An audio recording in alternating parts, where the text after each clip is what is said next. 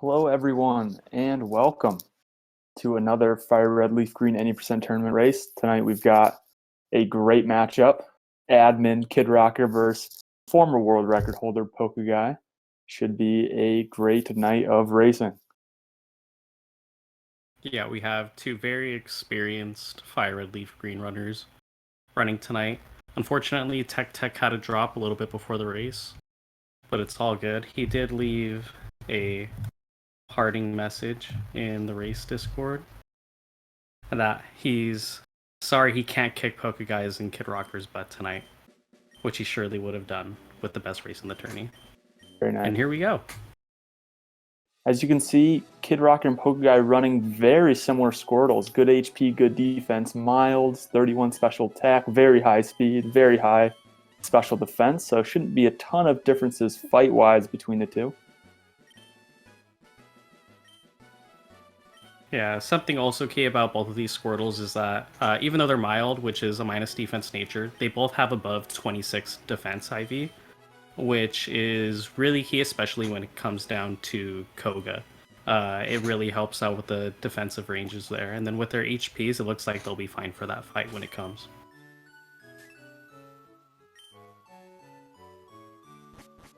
Yep. So at the beginning, it looks like both runners might be attempting Manip here. Check the trainer ID. The trainer ID tells us what RNG seed we're on, which tells us which Squirtles we can hit. And then from there, we choose the best one and hit it. But for tournament racing and just any racing in general, we bring in a pre-Manip Squirtle, because if you've ever tried the Manip before, it is no fun and not very race/tournament friendly. Yeah, absolutely. It's a frame-perfect Manip, and you only get your one shot at it. It can be tricky, and something especially tricky about this Manip is you have to pay attention to the NPCs, since they can advance the RNG by 1 or 2 extra frames that you would need to account for. Looks like both of our runners here are going for the Manip. As you can tell, since they wait on that, this one looks energetic text box for a while. So let's see if either of them hit it. Save some time to hit it as well.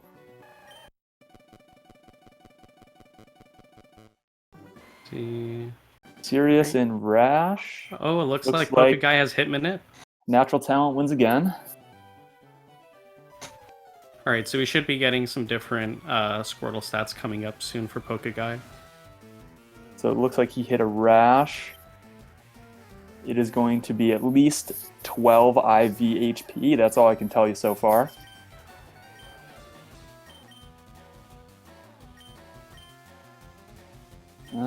Interesting strat to check the stats in battle out of Pokeguy.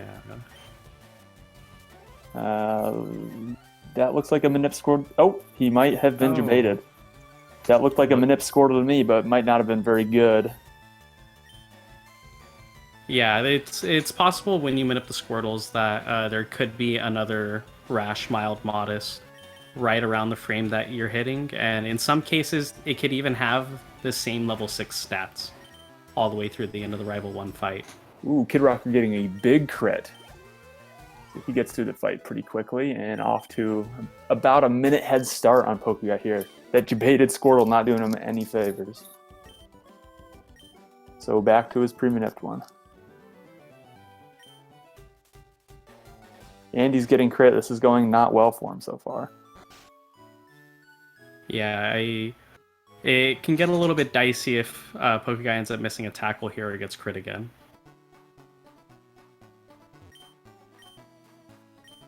And congrats. No Rival 1 deaths this race. Kidrocker grabbing the Mark Guy potion. Really an important item in races to have as many potions as you can in the early game, since you're likely to take damage from all different kinds of sources, from Route 1 to Sammy, Liam, all the way to Brock. You can see Kidrocker killing a rat here. This is solely for EXP. You could also say it's for a speed EV we get later, and Pokeguy getting a 1% counter. Not going well.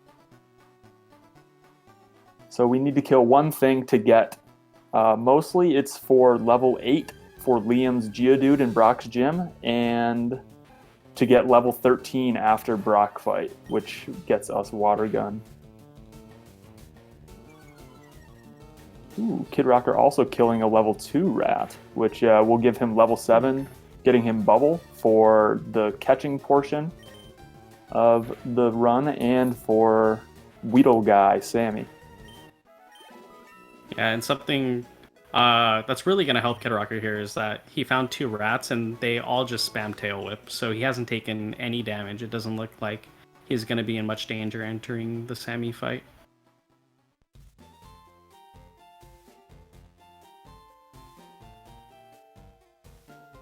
Just doing a little bit of cutscene stuff now. We got to go get this parcel from the mart, bring it back to Professor Oak, who gives us our Pokedex and gives us some Pokeballs to send us on our journey.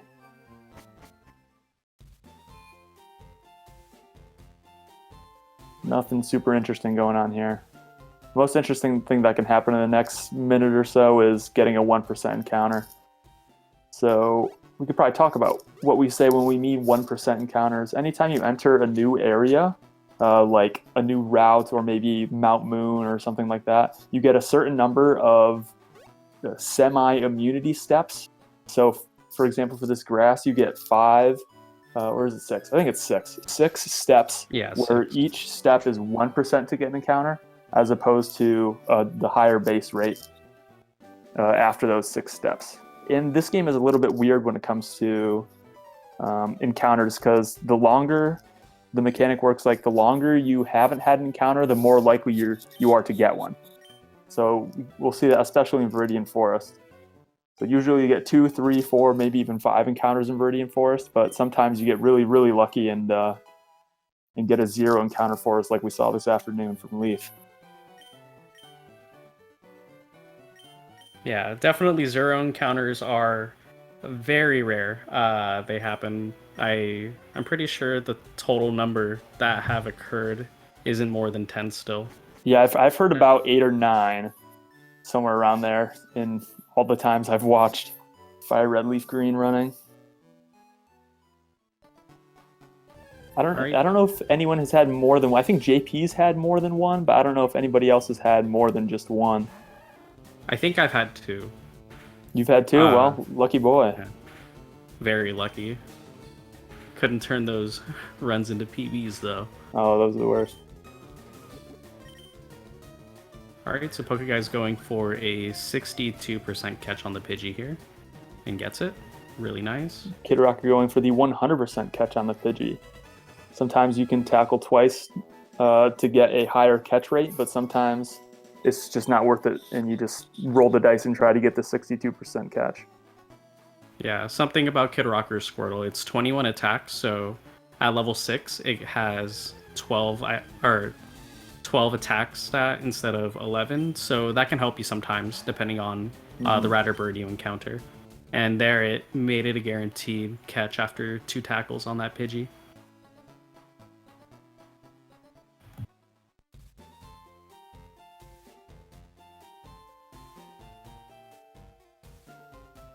Pokeguy going for late level 7. Interesting strat. It also makes Sammy a lot safer, but generally not worth it when we think for PB attempts. But it is a race, and we're going to be seeing a lot of saves and a lot more safety strats than you would see on PB or world record attempts. All right, come on, Pokeguy. Let's see a shiny Weedle here. Yeah, no shiny Weedle so far this tournament.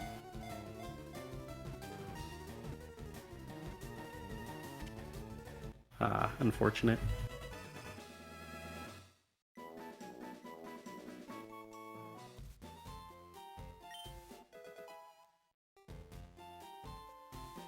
So even though both of our runners have already caught a Pokemon, this old man will menu slowly and try to teach us how to catch one anyways. He also gives us the Teachy TV item, which can be fun to look through when you're playing this game casually, but in a speedrun, it stays in the bag, and we hope to never use it. Yep, I'm trying to think if we even pass it. I think we do. The only time you pass it is when you're going down to get to your bike, or if your cursor resets after a reset. Oh yeah. So just some walking through some forest now to get all the way over to Sammy, skipping all these optional trainers. Charmander runners could never. So Kidrocker's picking up an antidote here. It's the one item we always pick up when we go into the forest. And it's just to heal poison that you're pretty decently likely to get on the Sammy fight. He has 2 moves, Poison Sting and String Shot. And Poison Sting is 30% to poison each time he uses it. Kidrocker getting a bit unlucky with the early encounters. But no repels available to buy, no repels available to pick up. You kind of just got to deal with the encounters you get. Yeah, even the Taz up to this point has to deal with a couple of encounters because there's no repels available, and because of that encounter RNG that we said, it increases with each step you take after the original 1%. And that immunity resets. Oh, no save out of Kidrocker. I'm guessing he went 1 tile too far, picking up the potion, and walked right into Sammy. So we will see how this goes. I know he had high HP, so it might just be... Oh, and he had bubble as well. And he's tail whipping. Tail whipping, I think he forgot he had bubble. That's okay, everybody gets nervous for these races. Alright, Pokeguy reaching Sammy too. We talked about that antidote pickup earlier. Most of the time we are going to actually want to get poisoned near the end of this fight to manipulate specific HP for Brock's gym. And we want to manipulate specific HP because of Squirtle's ability Torrent. Mockwing, do you want to talk about what Torrent is real quick? Yeah, sure. So, in Gen 3, Nintendo added natures to Pokemon, and all the starters have either Torrent, Blaze, or Overgrow, and what that does is when you reach a third of your max health or under, your same type moves, so for Squirtle in this case it would be water types, are increased by 50%, which is an incredible boost to power this early on in the run, which is one of the main reasons why we really want it for this gym, because it makes both of these fights extremely fast compared to the non-torrent versions. Yep, just for an example about how powerful Torrent is on Route 3 coming up, if you have Torrent, every single Pokemon dies in 1 hit, but if you do not die in 1 hit, almost all of them live. Bit of a blackout here to fix some audio video issues. No worries, we're getting some good splices in. Yep.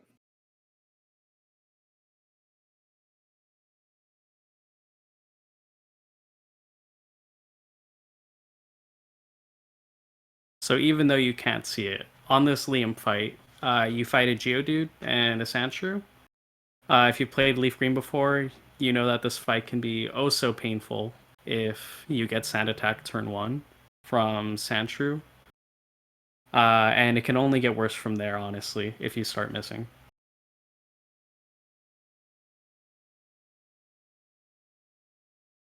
Yeah, and it is a ranged 2-shot in Torrent, and it is a worse range to 3-shot when you're out of Torrent, so...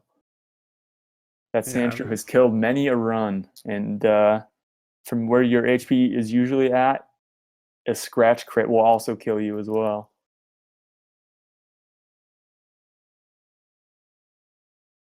Yeah, the dangers of living in Torrent. This run requires it in several portions, like actually really requires it if you want a chance to have a really speedy time. That's right. But then you also risk a lot of fainting, I should say. And we back. So Kidrocker and Pokeguy both on Brock's Onix, who is absolutely brutal. Yeah, even with your Torrent 50% boost, it is a 9 and 16 range, barely better than a coin flip to one-shot, and Kidrocker gets it right here. Unless Pokeguy, yep, I was going to say, unless he withdrew, he is just simply dead here. Rock Tomb does a ton of damage to you. So let's see if you can get a bit of a stall here for Torrent.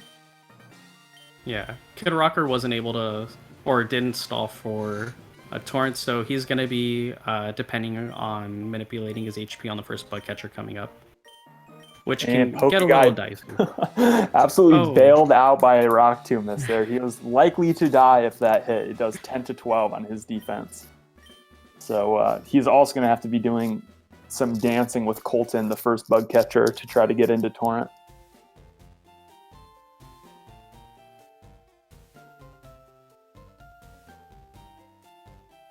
And we're going to teach Water Gun, which is actually a move we keep until about an hour and 20 minutes into the run when we teach Surf over it. So even though we get it at level 13, it's one of the moves we use the most in the run.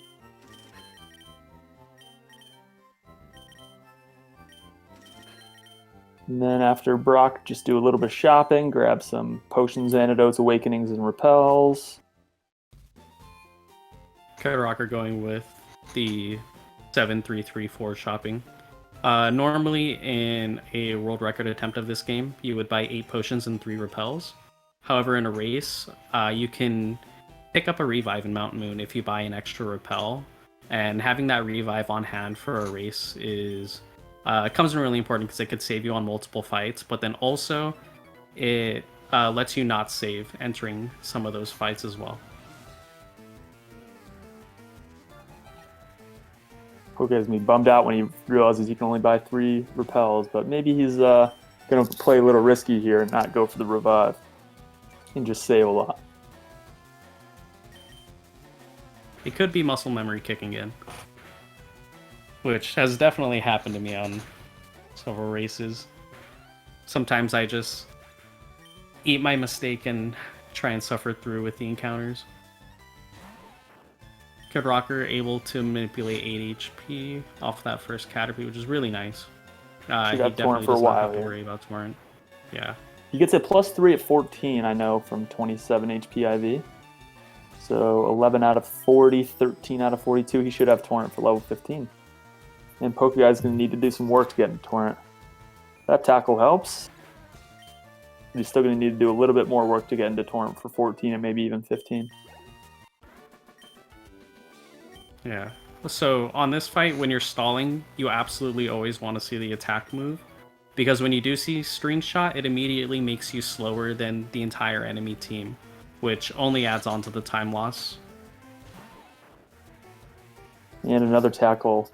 Mild helps a little bit there. If you're rash or modest with pretty decent defense IV, you only take 2 from those Caterpies. So being mild and taking a little bit more damage is nice there. So 11 out of 39, you should be good for a while. So the rest of the section is not very interesting for either runner as they outspeed and one-shot everything for the rest of the route.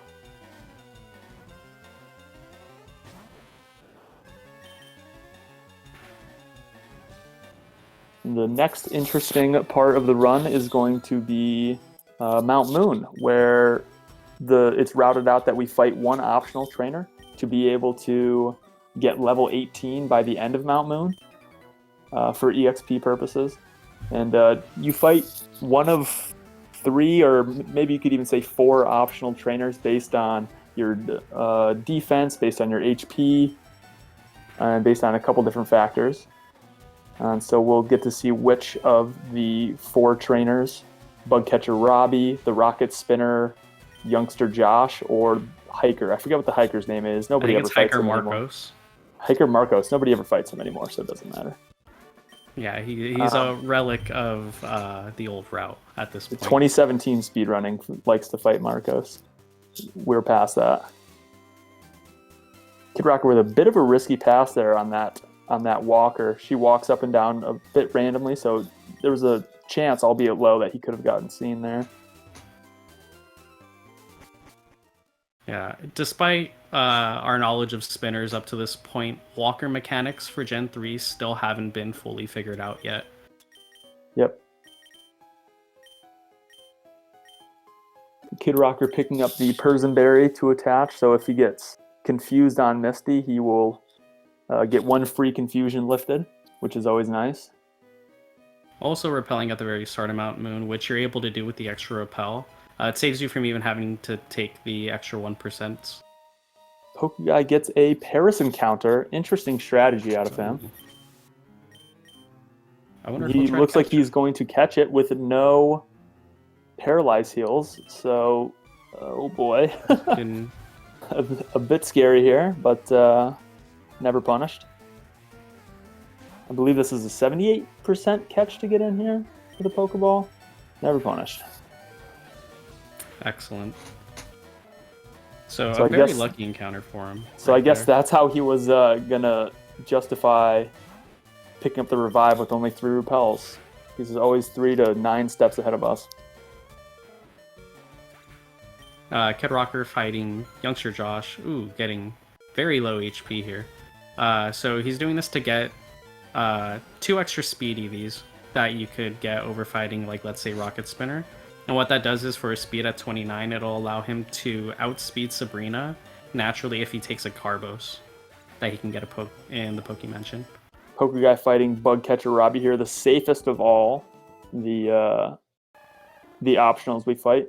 As long as you're in Torrent for 15 and 16, everything dies and nothing outspeeds you. So just a free fight.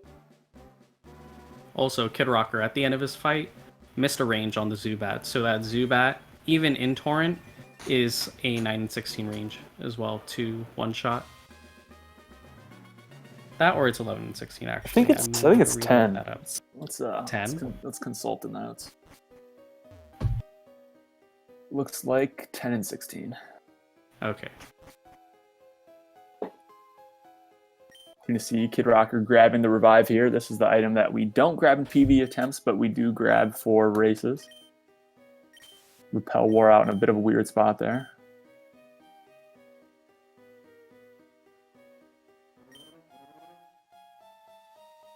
Coming up to a spinner pass. Taking it very safe with the TM case. So when we enter the cave, we register the TM case because it is faster to pop up the TM case with select than bag manipping a spinner you may pass.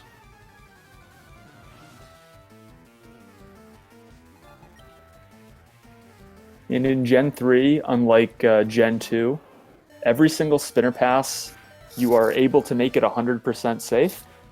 And there's a couple different ways to do that. Spinners can only spin or choose to spin every 32 frames. Pokeguy getting unlucky there. Yeah, got a little 32 unlucky frame. with the quick spin there. Sometimes we'll run to walk a spinner or maybe even run to bike a spinner, where we run to force them to look in a certain direction, and then we either walk or bike past them for a 100% safe pass. Or you could do what we saw Kidrocker and Pokeguy do, is enter the bag, and that stops the spinner's timer and resets their spin timer back to Kidrocker 0. getting the Grimer crit. Ooh, that's a good one to get. Yeah, so that Grimer doesn't die even with Torrent to one shot. So really lucky to get that one. Loses speed tied Voltorb and also misses that range. That one I know for sure. That Voltorb is the same range as the Onix Yep. in Brock's gym. So 0% when you're on good pace and 100% when you're on terrible pace. Exactly. Kidrocker having a really clean scientist fight with that crit, other than the lose speed tie and miss range. However, he does still have to catch a cutter. Or actually, wait, did he catch I don't two? remember. I guess we'll find out here. Kidrocker forgetting his repel ran out. Bit unfortunate there. It is a bit strange to repel where we are repelling in races, since we're just not used to it for PB attempts. Yeah, and actually with that repel placement, he may need to run around in the grass a little bit for it to wear out before he gets the encounter he needs. Almost went for top Mega Kick teach there. Interesting strat. So everybody's favorite move, Mega Kick. 120 power, 75 accuracy, normal type physical move. We hate that it's 75% accurate, but unfortunately it's the only thing that kills all these Oddishes we have to fight. and Bulbasaurs and Ivysaurs, etc. A necessary evil. Yeah, unlike some other games where you get more options for like TMs you can find or moves you can teach, FireRed LeafGreen is really just, we'll give you this one powerful move and that's it. Yep.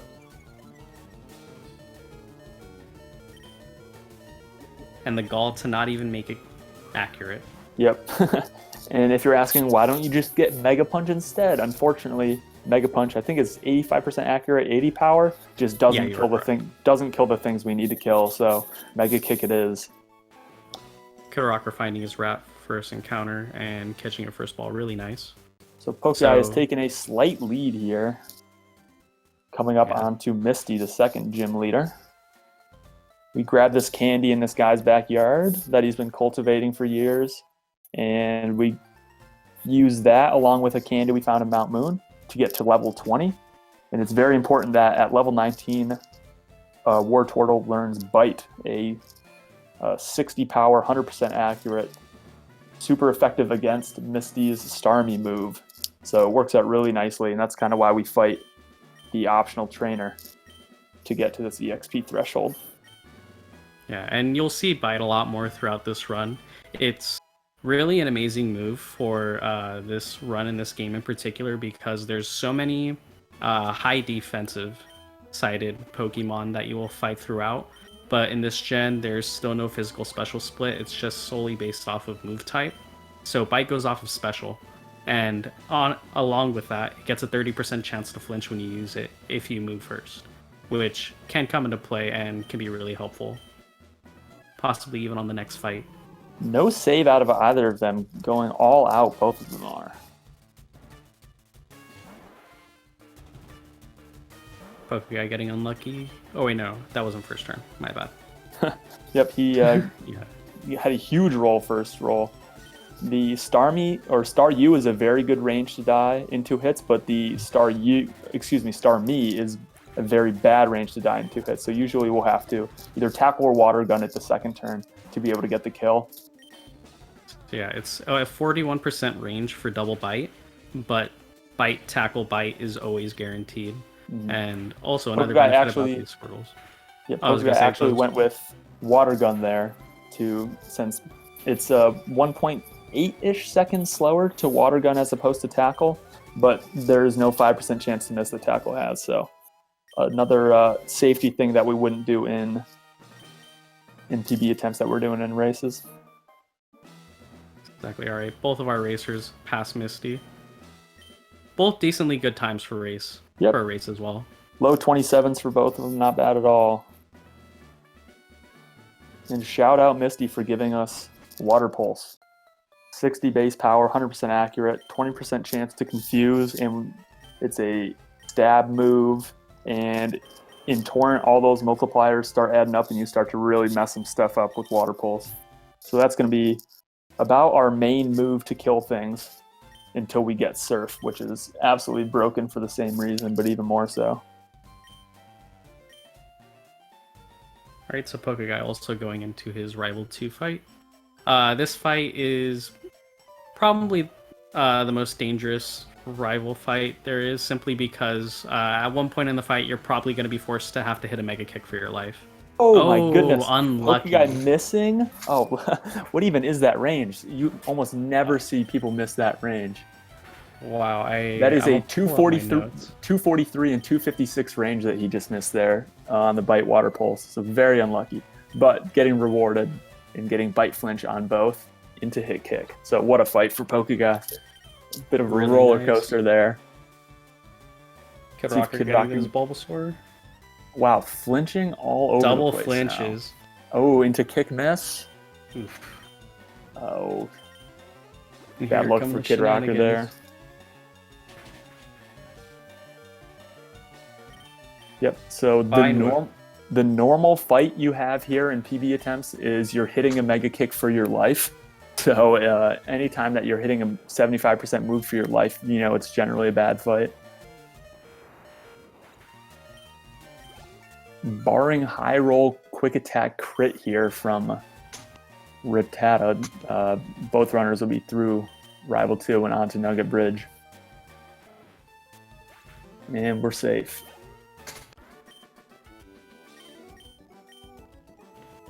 So Nugget Bridge, not very interesting. Other than you have to Mega Kick one Oddish, everything dies in one hit and you outspeed everything. So if this were a marathon, this is when we would be reading all the wonderful donations, but just a tournament race. Can you think of any other game mechanic-y stuff you want to talk about, Mockwing? Let's see. Well, we could talk about the upcoming Oddish fights. So, the Oddishes, all throughout, from here to Bill, only know 2 moves. They only know Sweet Scent and Absorb. So, that's good in some ways because no risk to get poisoned or slept, which is always nice. But if you do see Absorb, it could be dangerous depending on your health. There have been several crit Absorb deaths to FireRed LeafGreen runners. They can attest. In some cases, it may be the correct play to heal, actually. Everybody's got their own safety versus risk threshold, but I ain't ever healing on an Oddish. Especially not Bill split Oddishes.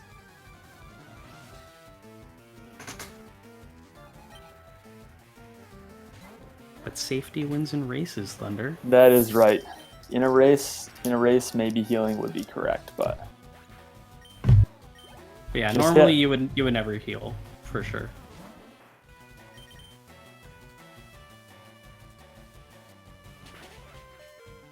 Oh, and another miss for Kidrocker.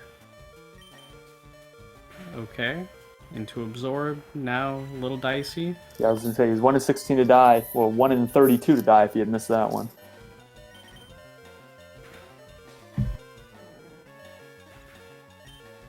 Kidrocker 0 for 2 on the first 2 Mega Kicks. Not what you want to Having see. a second. Our Mega Kick PP is extremely tight this run. We use an Ether, a Boat Heal, an Elixir, and an Elixir to heal Mega Kick PP throughout the run, so every miss could be very costly. It's not something you want to run out of. Especially on this split to Bill, there are 4 things that you need to Mega Kick, and you only have 5 PP for that move. So, really, you would likely only allow 1 miss, or like only really hope for 1 miss. But yeah, things can go awry real quick, and you'll have to spam Bite and hope for the best.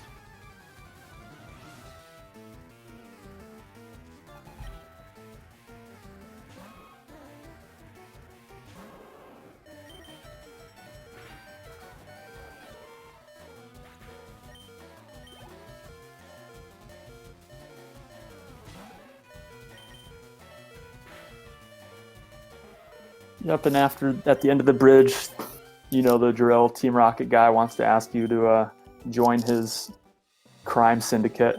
And Pokeguy doing some interesting turn framing there. Not sure what that was all about. So this is called Nugget Bridge because once you beat all 5 trainers, this seemingly innocent market guy gives you a nugget. Turns out to be a rocket. But luckily, Water Pulse is broken, so you can just 2-shot him and be on your way.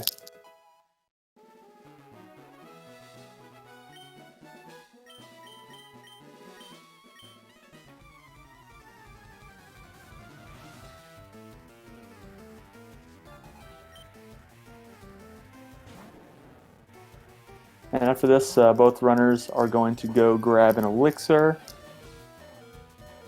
that I mentioned earlier to heal PP later in the run, and then they're going to fight Hiker Wayne, and then they're going to attempt to pass Dan. So let's see if we got a prediction starting here. Will either runner hit Dan? Ooh, Pokeguy going for Pecha Berry. Very interesting. You don't see a lot of people grab the Pecha Berry. So the Pecha Berry... Go ahead. Okay. The Pecha Berry is a berry that heals poison as soon as you get it. And that'll likely come into play, I'm sure, for Koga's, where he's likely planning to use it.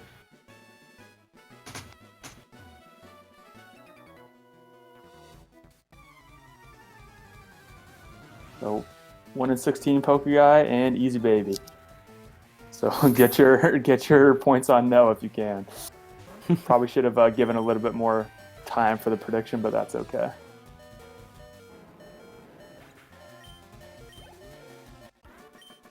There's a couple ways to safely pass Dan. You can bag manip like we talked about earlier, or you can be super sweet and do some fun run into walking with some turn framing. Fast on average, everybody. But nobody hit Dan, and there goes 2,800 of my speed gaming points.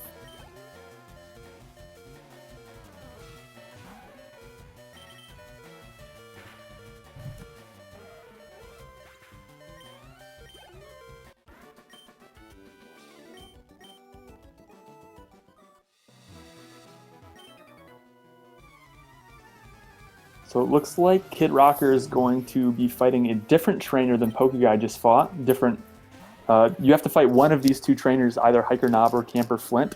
So Pokeguy is fighting Camper Flint, and Kidrocker fighting Hiker Knob. Hiker Knob allows you to get a little bit more XP early in the route to make some things a little bit better, but is a little bit slower and causes some safety issues towards the end of the run. So they say Hiker Knob is a little bit slower on average, but safer in the early to mid game. Just a bit of a difference in opinion between the runners here. Yeah, so one of the very early benefits that Kidrocker is going to get here, since he's in Torrent and fought Knob, he's hitting level 25 early, where normally you would hit 25 after the first Oddish of the next last fight. But what this does is it'll give him ranges to hit Water Pulse on those Oddishes, which I believe he only has one kick left for. So it could actually help him here since he missed a lot of kicks. Yep, so you get level 25 for this first Oddish as opposed to after the first Oddish. So instead of having to kick it, you have a 13 and 16 range on this first one.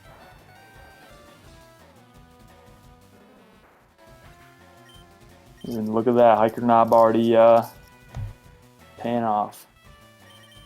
Yep. This one's a 6 and 16 range with Water Pulse. So more mathematically correct to kick it there if you got one left. Perfect. Sometimes you're not so lucky. Also, Pokeguy entered Bill's house, where you can see Bill has turned himself into a Clefairy. But with your help and some computer knowledge, can get back to being human.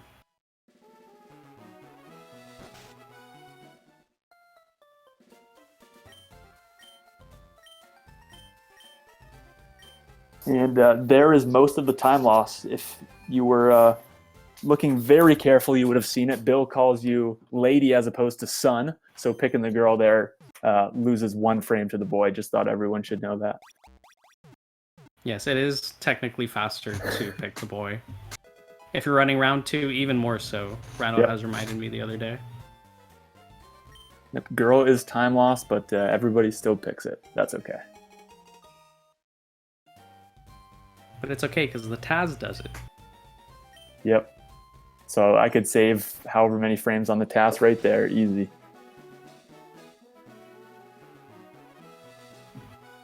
And you see both runners will be ethering here before this fight with, we call him Dig Rocket since he stole the TM Dig. And since you have to kick the Drowsy here to kill it. So something that the Taz would do is they would teach Dig instead of using escape ropes when possible. But for races and attempts, Dig is just too slow to teach. It's just better to get the escape ropes when you can and just use them from the bag. Mm-hmm. Can Wartortle learn Dig? I actually don't know. I believe Taz catches... oh wait, no, what am I thinking? It goes with just Fable. I'm thinking of an old Taz, maybe. So this split that they're both on right now, we call it the Surge split, since we usually in the split by beating Surge. Has a ton of variance on it. That fight that Kidrocker's just finishing now has a lot of variance since you have to hit a kick. The Rival 3 on SSAN fight has a ton of variance. A lot of times you even die to that fight. And Surge's gym is just a variance cluster in and of itself. The Surge fight is the worst fight in the run, and Surge's famous trash cans where you have to find his electrical switches also carry a ton of variance. Yeah, this split can really vary wildly. I mean, I believe my best split time in this split, it was as low as 8 minutes and 30 seconds, but in races I've gotten even past 12 minute splits here, just from how awful all of those things can be.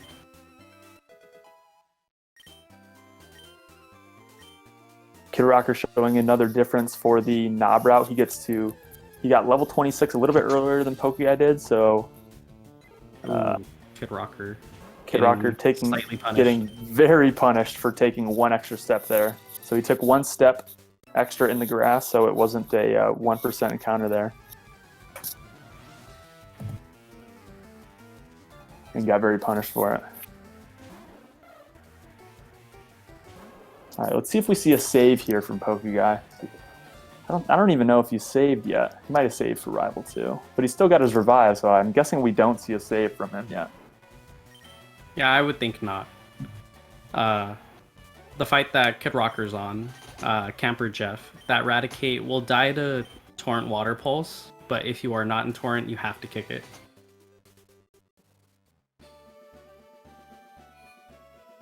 Oh, save for Pokeguy. Very safe. Something that both of these runners actually have to worry about on this fight, since they both took mild with pretty high special defense, is that Vine Whip won't be doing a whole lot of damage to either player.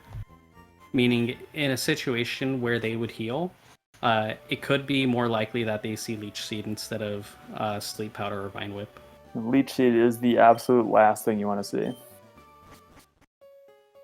It looks like Pokeguy has... Did he crit bite or did he miss the bite range? Missed bite range. Interesting. It could have been a play to get lower health. Possibly. We'll see. Guessing he forgot it was a range. And another flinch. Oh, into miss? Sleep Powder, miss. Oh, never punished. Okay. He has not been touched by the Rivals starter Pokemon since they were in Oak's lab. Flinched at both times. That's 3 total bite flinches on the Bulbaline in this race thus far. Pokeguy also water pulsing that rat, which also doesn't die without Torrent Water Pulse. And Kidrocker getting slept there. Bit unlucky. Oh! Leech Seed from 20. That is unlucky. Yeah. Wow. Very unlucky. And he was arranged to die there as well. The 16 lands crit kick. Could be a bit interesting for him. Bit of an unorthodox fight. You don't usually see this. So he's going to have to swap out here since Leech Seed is still taking from him.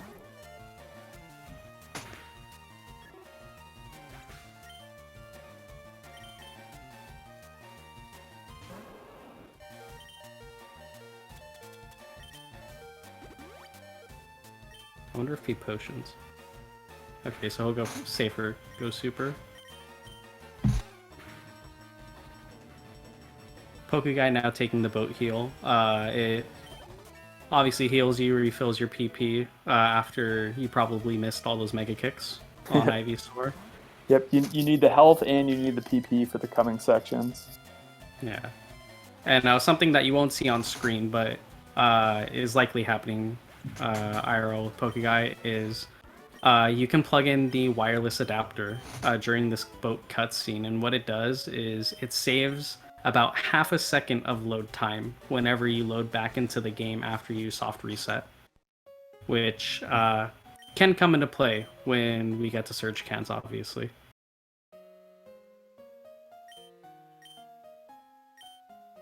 Got to teach cut to our cut user, Paris for Pokeguy, and going to be Rat for Kidrocker. That's the whole reason we spent the time catching that Pokemon.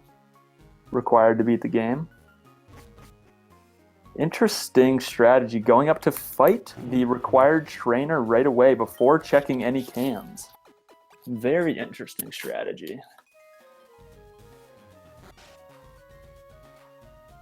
This could be a big brain play. Gives him a chance to check a corner can earlier. Lose speed tie Thunder Wave.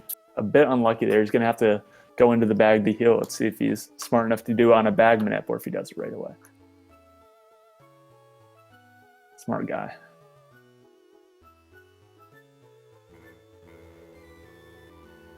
Okay, finds a switch on top. So that is going to be a 1-in-3 can.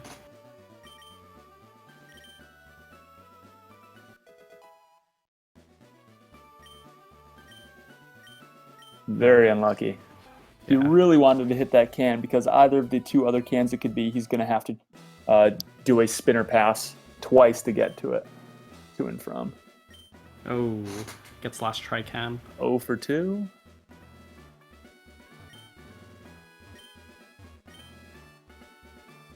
Kidrocker checking his cans. So far, unlucky. Hasn't happened in the first half. Oh, corner can. Very lovely. So 50-50 shot that we see a correct can picked here. And Pokeguy coming up on the worst fight in the game. So Surge's Raichu absolutely messes you up with Shockwave. And a lot of times he'll spam double team until you hit him, and then he'll start shockwaving you, so never a pleasant fight. Usually best case scenario is you get double team, you hit Water Pulse, you get Shockwave, and then you hit Water Pulse again, so hitting 275% being the best case scenario is never good. And he sees Thunder Wave turn 1. Interesting. This fight can go a lot of different ways, and made a bit of a mistake there, trying to Water Pulse. Usually if he hasn't double teamed yet, he's not going to want to double team you yet. Sorry, excuse me, he's not going to want to Shockwave you. Oh, last turn para. That's very unlucky. Kidrocker saving in front of Surge. He's about to start his fight. I'm hoping. Okay. Sitting a little bit in front of Surge. Making some plans, some preparations.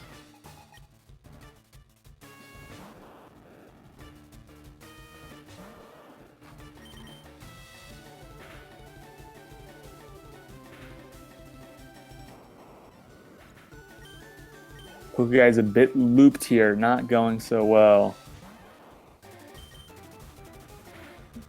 Ooh, and that's going to be, I think, a revive from Pokeguy. Take the sack so that the Paralyze is gone. Very interesting. And he's going to be at an HP where he could be tanking. Yeah, I believe he should. From that 32 HP, to 38, so he's very likely to live. Actually, he's guaranteed to live here. What a massive brain maneuver. Oh, and Kidrocker gets the fast surge. Did he just crit kill? No, he didn't crit kill, my bad. Okay. He hit 2 water pulses. Didn't miss a water pulse. So remember when we were talking about the variance of the surge split? They finished at within about a second of each other, and they started about a minute apart. So the great equalizer the surge split is.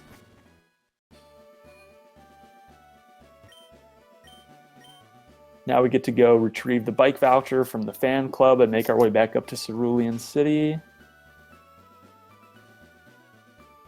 And you'll always hear runners complain about the surge split for good reason. It is very awful. But you get no break immediately after. The Rock Tunnel split is a very scary split because there's so many Mega Kicks you have to hit over the course. I think it's 5. And you do refill PP at some point during the split. Yep, and both of the runners have pretty good attack, so they should be kicking the Martha's Oddish in Rock Tunnel. Yes, I believe so. I have this in my notes. Kidrocker is a 14 and 16 range to kill the Oddish with Mega Kick, so it's definitely the correct play to go for it. It only becomes guaranteed after you reach 22 attack IV.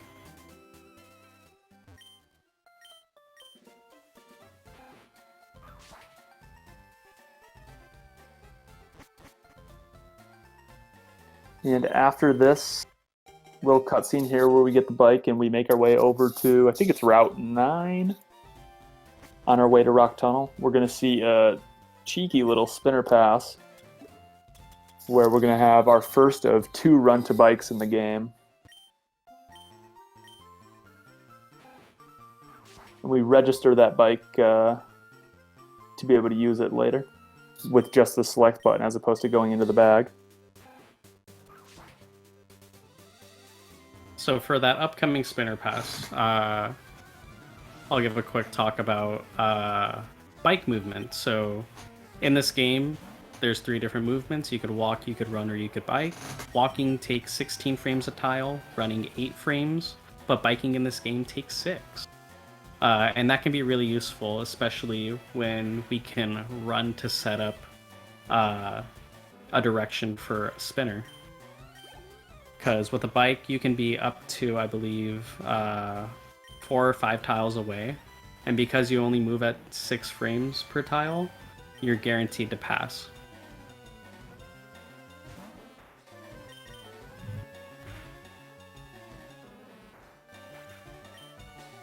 Alright, both accurate war turtles. No kick misses on this fight.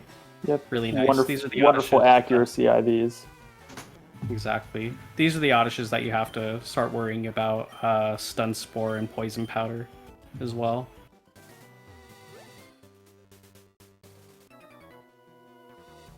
Actually, in fact, I'm almost positive they have... Oh! Kidrocker missing the run to bike and walking in front of the trainer. A bit of an error there for him, but fortunately this is a quick optional. Very quick. Luckily, Water Pulse, still a very powerful move. Plus in Torrent, he's definitely going to be one-shotting both pokes.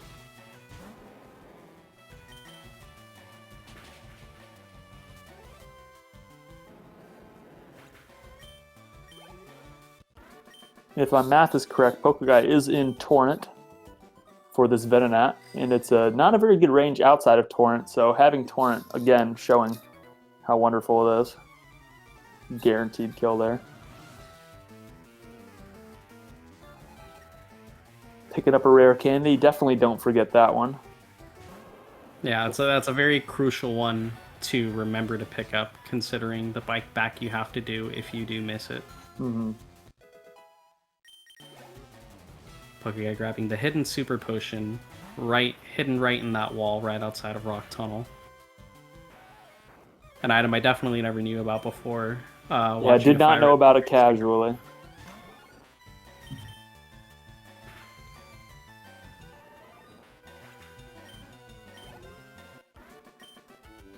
So these slowpokes here, even though Bite is super effective against them, they're atrocious ranges to kill. With 31 special attack, this first one is 4 and 16, and the second one from Pokemaniac Winston is only 1 and 16 to kill. Yep, close to getting the range, but not quite. Luckily, they can't do anything too harmful to you. Confusion Confuse is always a good meme, but nothing crazy.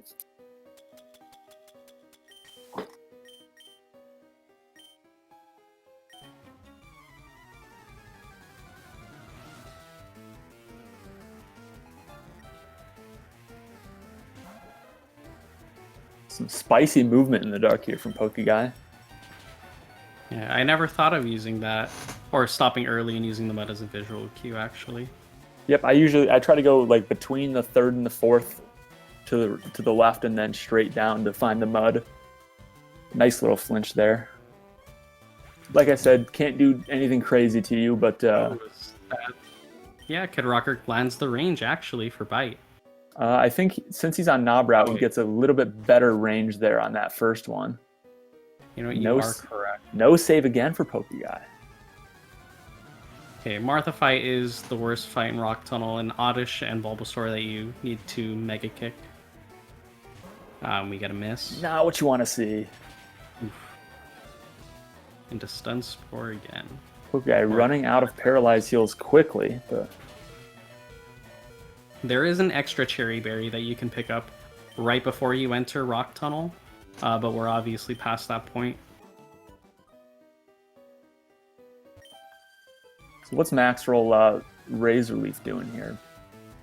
It 20 to 24, so okay. That is not as fun.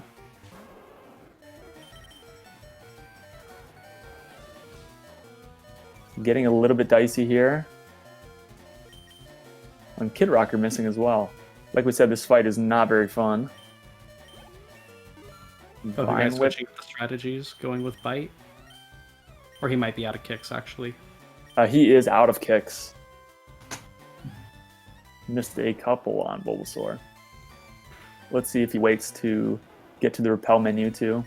Nope, he did not. Could have waited to get to the repel menu to knock off that poison, but gets a little bit scary. Yeah, it does. Then you have to start worrying about Sign Rocket quick attack. Nice synchronized repel wear-offs there, by the way. Looks like Kidrocker's taking just a very slight lead here.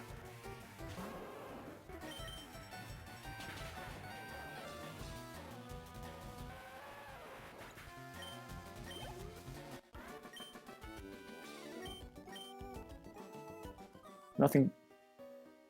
Pokeguy forgetting to... Water gun. He is out of revives.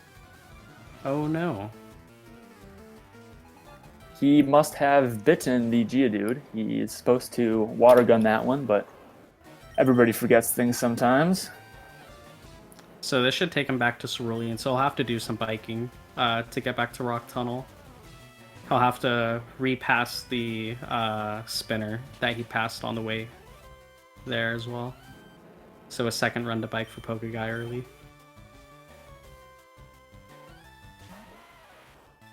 Oh, actually entering the mart. I'm guessing he's going to be grabbing some extra repels. Yep. Yeah. Good strat. You definitely cannot forget those. And selling the Nugget to be able to buy some more things later. Oh, there comes the Pokemon Yellow memory. So Kidrocker taking a bit of a commanding lead here. I'm guessing he's probably up about a minute and a half on Pokeguy now, if I had to guess. I'd say that's a pretty good guess. I would say right about the same.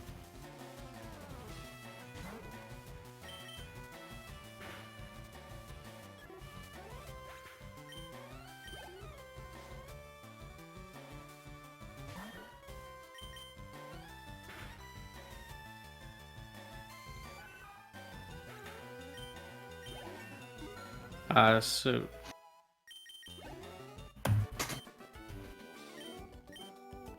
just a bit of biking practice for Pokeguy for a possible later round tournament match. It's always good to practice.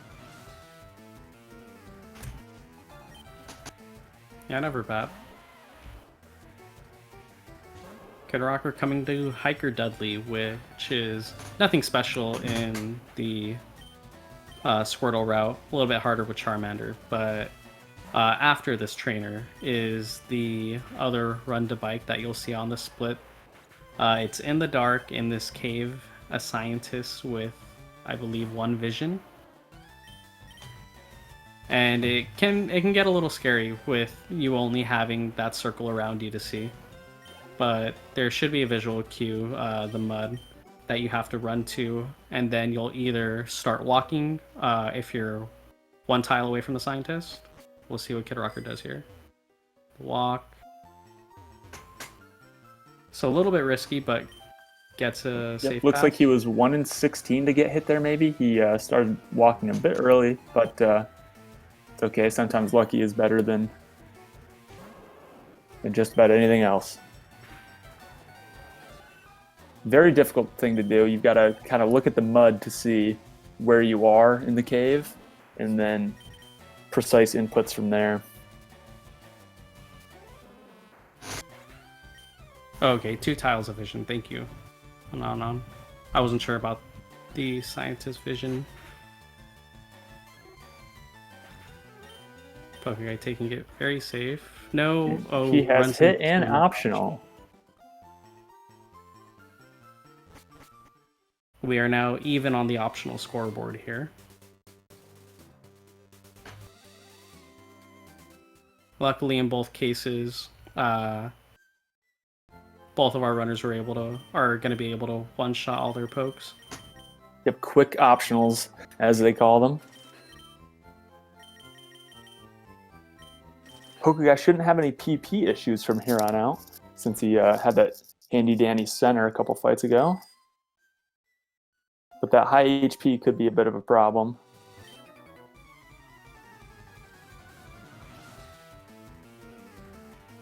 Kidrocker going underneath. I think that's Name Raider's house. No idea who lives there. Yep, just got to fight this guy. You one-shot them both. The Vulpix has quick attack, and then you move on to the next town.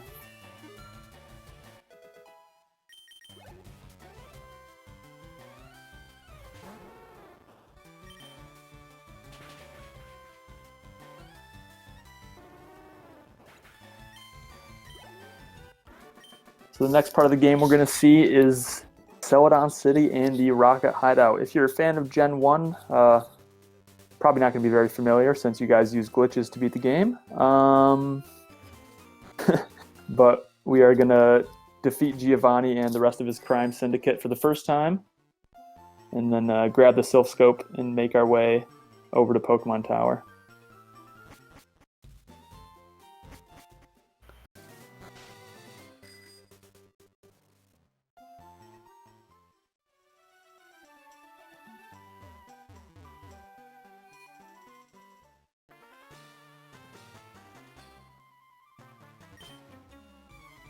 Kidrocker having second thoughts about entering a place of gambling. Surprised there's nobody at the door to stop 10-year-olds from coming into the game corner, but hey. It's an old video game. And the cashiers are just willingly letting you purchase coins. So long as you steal a coin case. I think someone actually gives it to you. And Pokeguy completely YOLOing the spinner in the dark. Very interesting strategy. Not sure I would adopt that strategy, but... Yeah, the scientist is also a fairly quick fight, with it being all one-shots for his pokes, but he does have 3 slow pokes, which can get slow because you get the super effective bite text.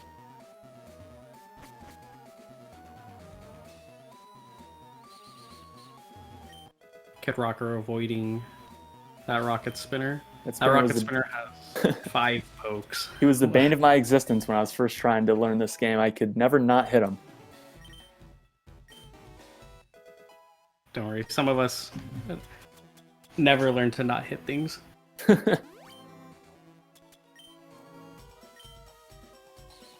Alright, Pokeguy making it out of Rock Tunnel.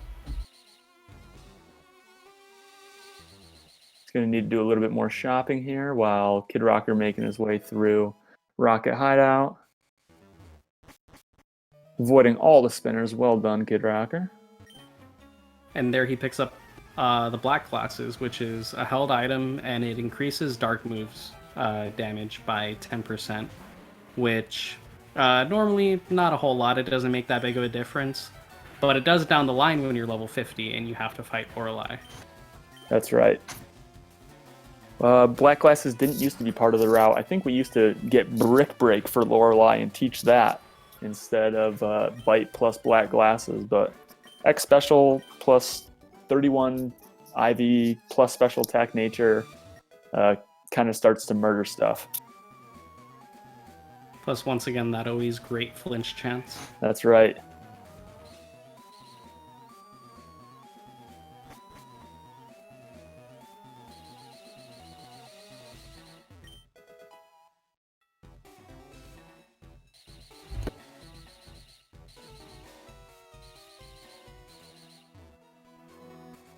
Now we see Pokeguy making his way over to Celadon City. Kidrocker built up a bit of a commanding lead here. I'd call it about 3 minutes now. Yeah, I would say about so. Kidrocker going straight into the fight. Yep, fighting the left guy first here. With the knob route, he's able to candy to level 35 here before these fights. So he gets some better ranges here than Pokeguy will get at level 33.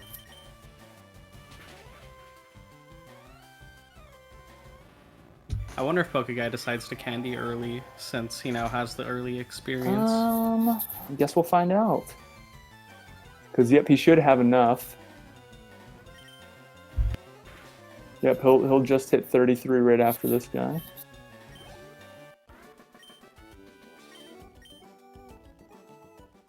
The next big fight that Kidrocker's going to have is, after this grunt, is going to be the Giovanni 1 fight. Not usually too bad, but has a level 29 Kangaskhan that has Mega Punch, so you start to get crit by that, it's never a good time. Yeah, absolutely. This fight can be dangerous, I believe. It also has Fake Out, which it has a chance of using, which can just ruin all the HP preparation you had for that fight. Yeah, especially if you're in really good Torrent. A Fake Out will probably put you into Mega Punch range, and no good.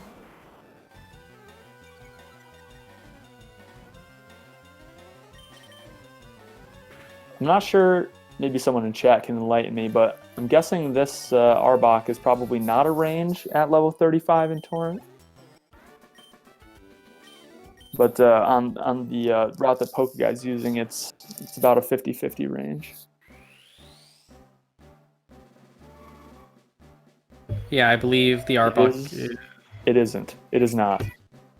Guarantee with level 35 in Torrent. Thank you, Anna.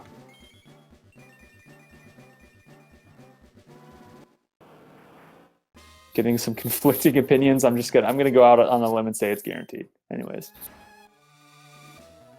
Yep, and now we see our final form Blastoise. So we will be using Blastoise for the rest of the run here. Yeah, and really important that you hit Blastoise right before this fight because Kangaskhan deals a lot of damage having Stab Mega Punch at its disposal. Yep, and you don't want to be a level 35 Wartortle or even 34 or whatever to be fighting that. It's just going to be bad news. So it looks like Kidrocker is 1 HP out of Torrent here. So he's going to have to 3-shot the Kangaskhan, which is a bit unfortunate, but usually not life-threatening.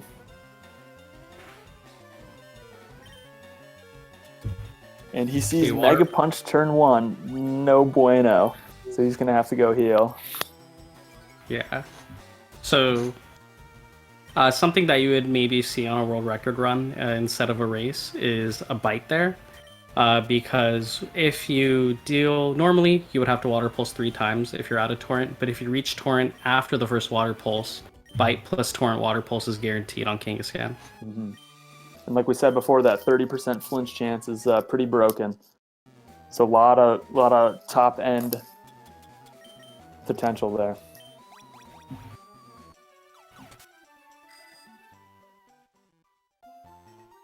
Kidrocker moving on to the shopping expedition part of the trip. Going to be going and buying a whole heck of a lot of X items. Generally not something you see in a casual playthrough, but for speedrunning, we really like our X items. Yeah, it's a shame that in this game you only get X items once you reach the huge mart in Celadon. There's a couple of X items that you could pick up as balls along the way, but most of them are very out of the way or in some cases behind a trainer. And it's just never usually enough. Like we just saw there, Kidrocker buying 21 X specials, and we'll use just about all of those on most runs.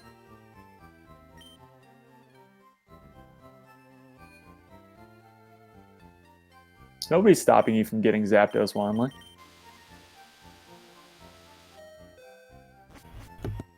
And now we'll see Kidrocker going over to what cardinal direction is that? Going west to grab the HM fly, and we'll be using that as our main source of moving around the map for the rest of the game. Yeah, a tiny bit of RNG that could help. The girl can move once before you can reach her, sometimes up, which saves 16 frames. And, he got double debated there. A quick left into a quick right. So we always say your run is blessed if she walks towards you, saving you those precious 16 frames. She also just has a random Furo hanging out in the house as well. Very nice environment. Yep. We're going to see a big menu here from Kidrocker. You're going to have to teach fly, going to have to super repel, attach those black glasses. A lot of times you'll throw the moonstone away, so that you don't have to scroll back and forth past all the time. Put your cursor where you want it for the next fight and fly over to Lavender for the next rival fight, the next big section of the game.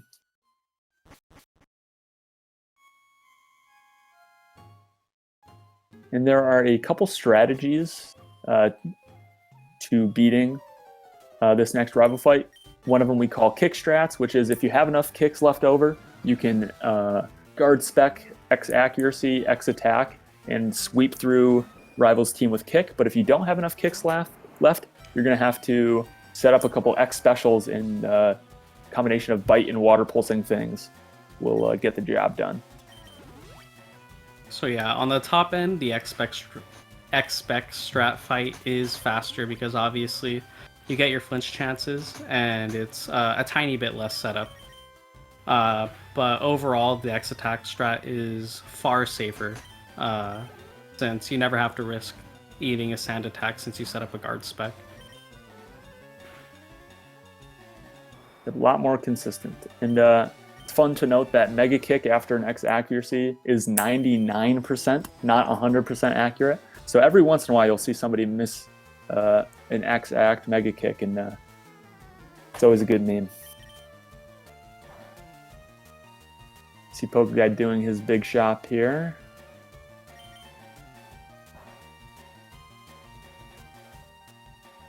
Seems he'll be doing kick strats as well. We saw Kidrocker. Yeah. Yep, we Try saw him to double stall. Yep, stall a little bit there. We really, really need Torrent for the next 25 minutes or so. So exactly. We're gonna need Torrent for this whole tower section, for the Koga split, for the Blaine split, and for the Erica split if we can be so lucky to have it. So setting up really specific HPs is super important for the whole run and for this split especially. Want to welcome everyone from the SpeedGaming Portuguese channel. Welcome. We have a race here between two FireRed LeafGreen runners, Pokeguy and Kidrocker. And Pokeguy attaching Pechaberry. Very nice. So I forgot that he had grabbed the Pechaberry earlier, so he's going to have a nice and safe Koga fight.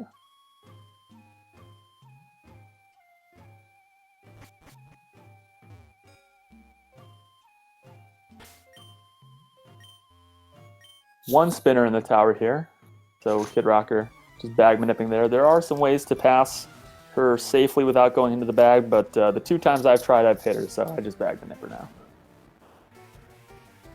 Yeah, some information about these spinners isn't all that known. There's some spinners that can spin faster than a normal spinner you would see on the route. Once every 16 frames, so you literally only have that one tile of safety. Mm-hmm.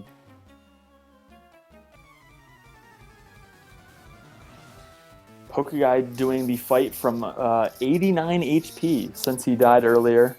You generally are never this high, but obviously the mishap in Rock Tunnel forced the HP to be this high. I wonder if he takes a hit from Ivysaur here. My guess would be no, he's just going to take a couple thrashes. Yeah, I think actually from this high of HP, he might have to worry about Sleep Powder instead from Ivysaur. I don't think I've literally ever been this high coming in, so. Yeah, you're never normally this high. Usually coming from the Geofight, you've taken a decent amount of damage. And usually the choice is like, what healing item do I use? Do I super? Do I potion? Sometimes an Oron, but you like to keep that for Koga. Kidrocker picking up a rare candy. Got a bit lucky with the 3-turn Thrash there as well, taking that little bit of extra damage that he needed. Unlike Gen 1 and Gen 3, Thrash is a 2 or 3-turn move as opposed to a 3 or 4-turn move.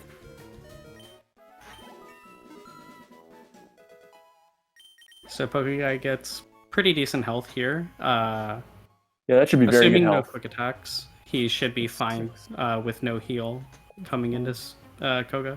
Almost said Surge. Yep, he should be at about 34 HP for the Muck, and the Muck is doing 26 to 31 on him. Okay, yeah, that's perfect.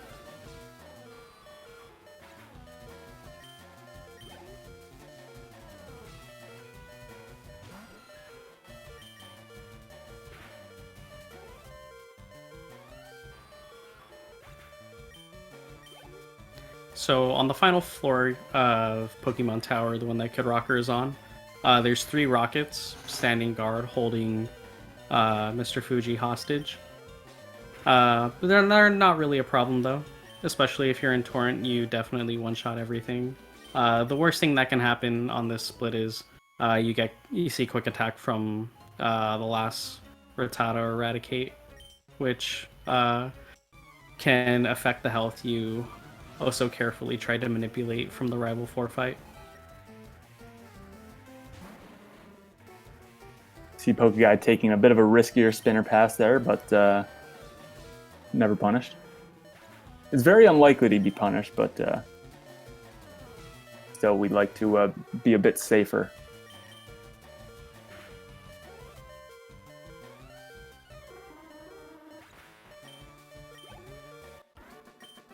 So the next major section we're going to come up on is, for Kidrocker and Pokeguy, is the Safari Zone and Koga split. So we're going to have to make our way back to Celadon, down Cycling Road, over to Safari Zone, grab the Warden's gold teeth that he dropped for some reason in the end of the Safari Zone, get Surf, and then fight Koga, which is a pretty bad fight, because stuff doesn't like to die on Koga.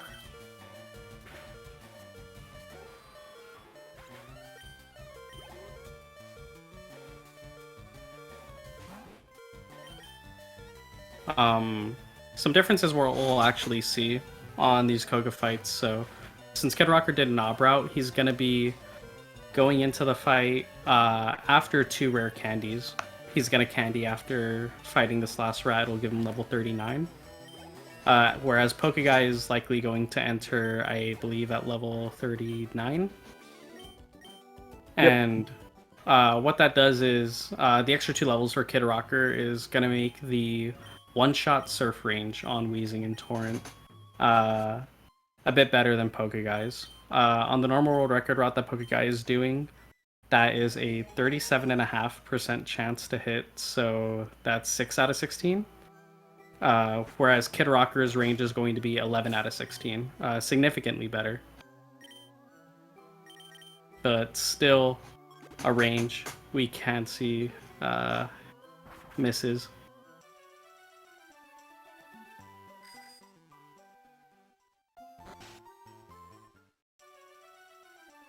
Yep, and you're going to see on Kidrocker's screen this little Clefairy and Nidoran, who love to troll you. You got a little bit trolled there. Probably should have stayed in the bottom row for a little bit longer, but that's okay.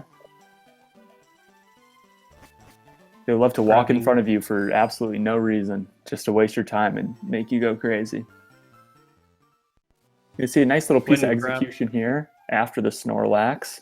We've got to pass this grid of bikers, and there's a couple ways to do it. So we'll see how Kidrocker and Pokeguy handle it.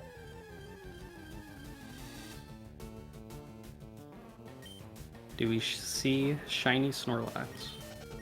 0 for 1.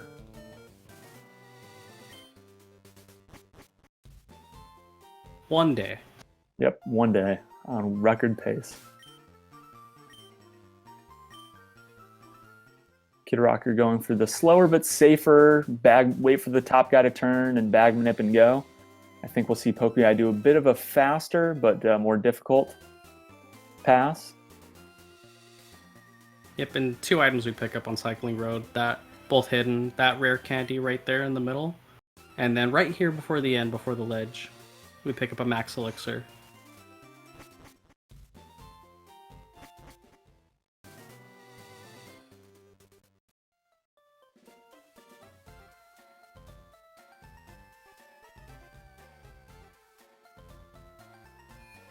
Now, if this were the Elite Four Round 2 category of this game, everybody would be losing their minds going into the Safari Zone, but unfortunately, this is just any percent, so we avoid all the grass, avoid all the fun, and just rappel our way through to the end to do the necessary story requirement.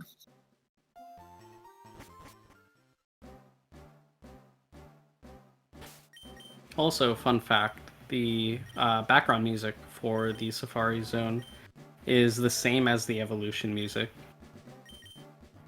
I think it's also the same as the Indigo Plateau music once you leave Victory Road. I'm not sure, though. Sounds correct. I think you are correct.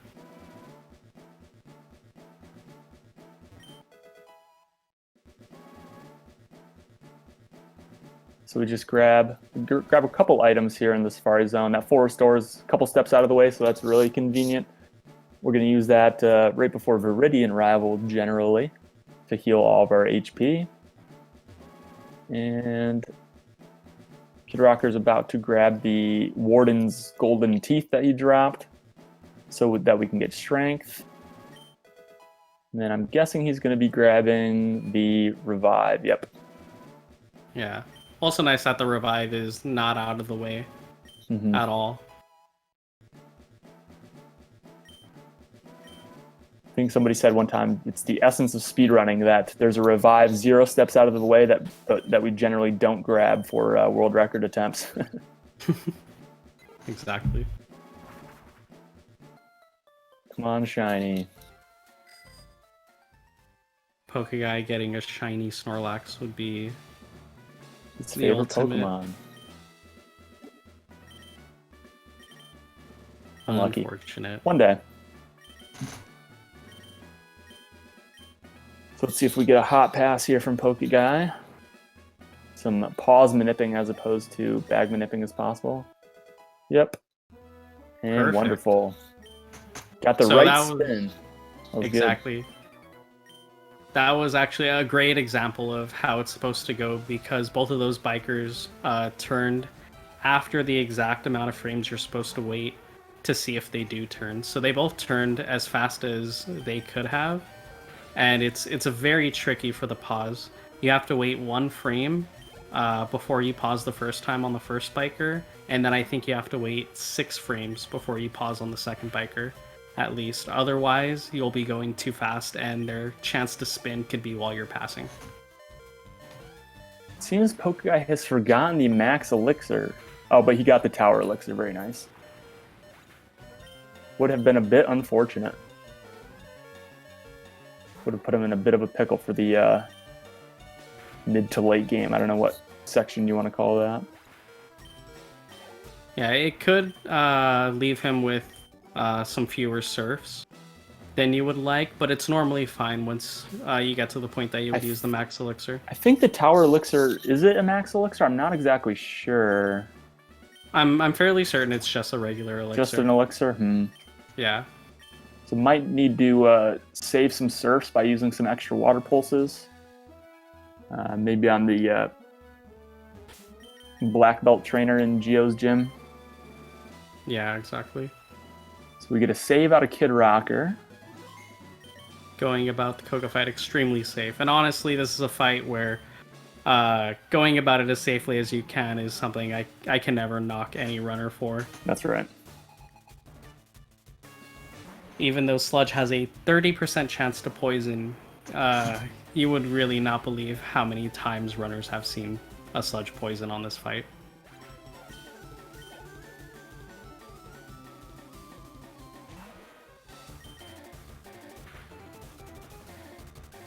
Yep, and sludge poison is not going to be a huge deal for Pokeguy since he, oh baby, best crit in the game right there. At least one of them. That is the best crit. That muck crit is real good. But Yeah, so- Pokeguy's got the Pecha Berry attached, so shouldn't be too big of a deal. So the reason why that crit is really good is because that muck is very favored to use Minimize, which is basically just double teams. So hello, Surge again. Yep, that's right. Or hello, Mega Kick, however you want to look at it. Exactly. Kidrocker going for the range and getting the range. Really nice Koga fight from Kidrocker. Very nice.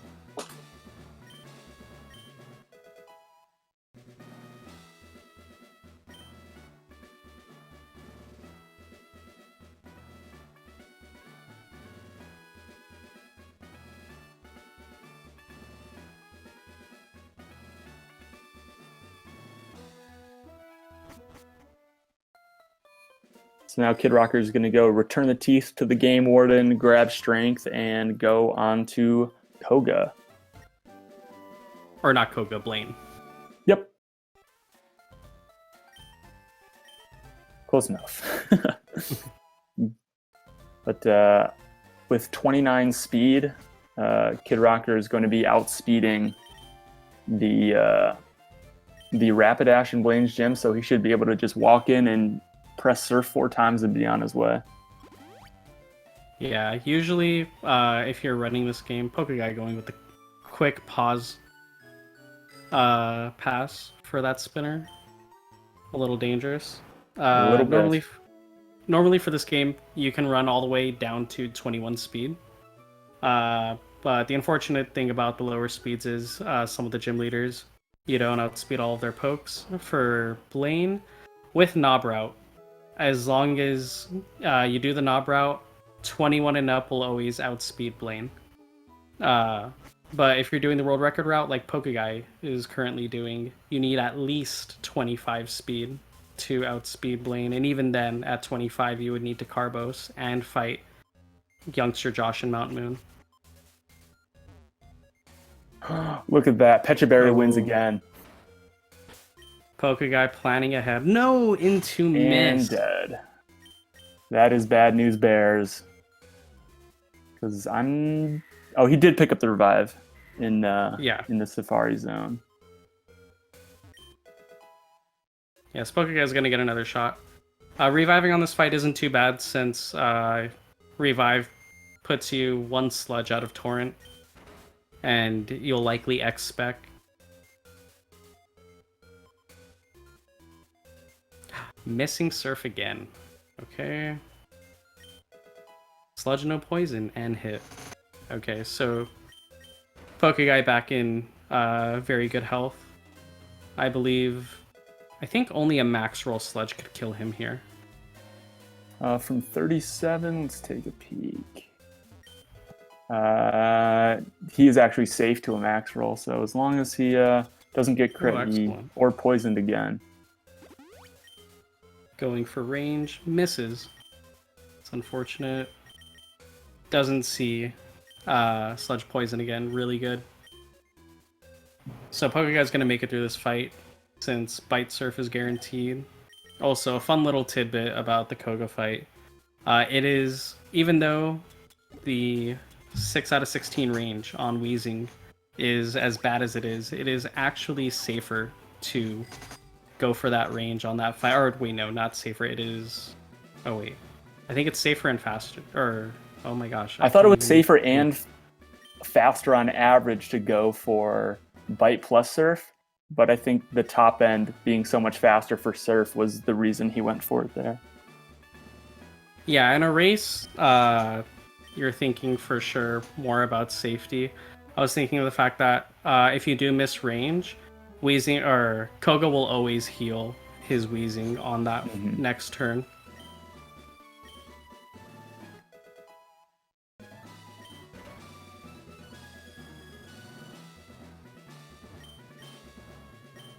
So Kidrocker making his way through, answering all the questions 100% correctly, since we just memorized what the order of all the questions are. So you really got to be not paying attention to get a question wrong. Yeah, you don't even have to move your cursor up and down to yes or no. You could just hit A or B when it's time to answer, which is nice. And I'm a scaredy cat, so any of the B questions, I don't even get near the A button for mashing.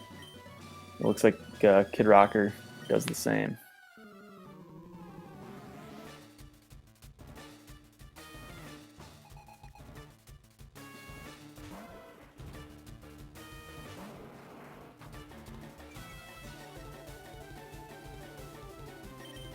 Fight not super interesting on the Squirtle route. Torrent plus Stab plus Surf is pretty broken, so everything just dies, and you're faster, so nothing can even hit you.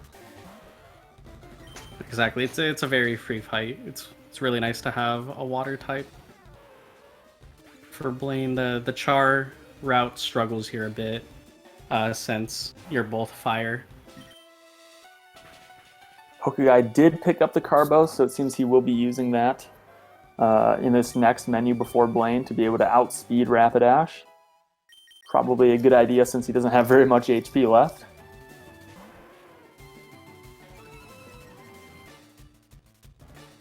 It was always an option to YOLO the speed tie, 50-50 to live, 50-50 to die, but again, safety reigns supreme here.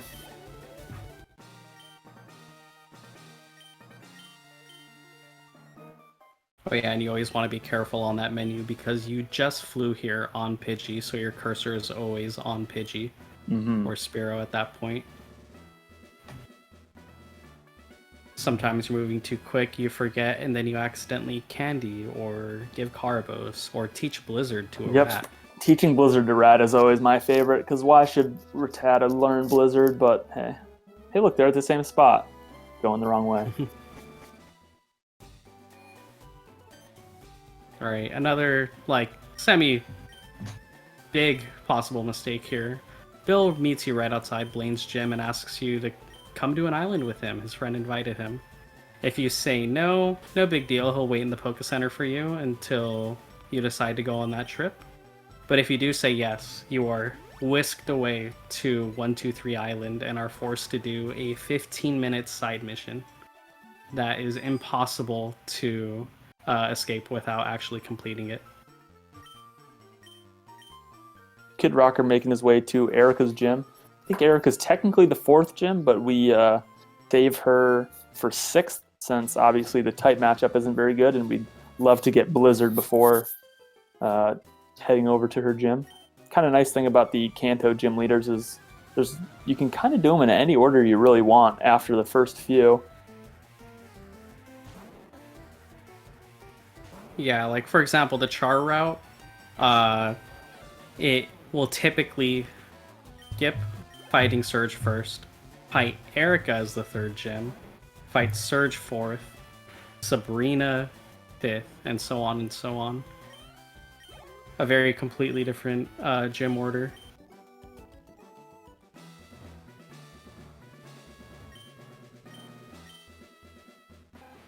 Also a benefit of the knob route, so Kidrocker is going to get to skip a menu inside this gym that normally takes place and Pokeguy is going to be doing. Inside the gyms where you would normally teach Blizzard, and then for Pokeguy, candy twice from 42 to 44. But with knob route, you have you're right around the EXP that you needed anyway, to the point where you'll be hitting level 44 before you reach Vileplume.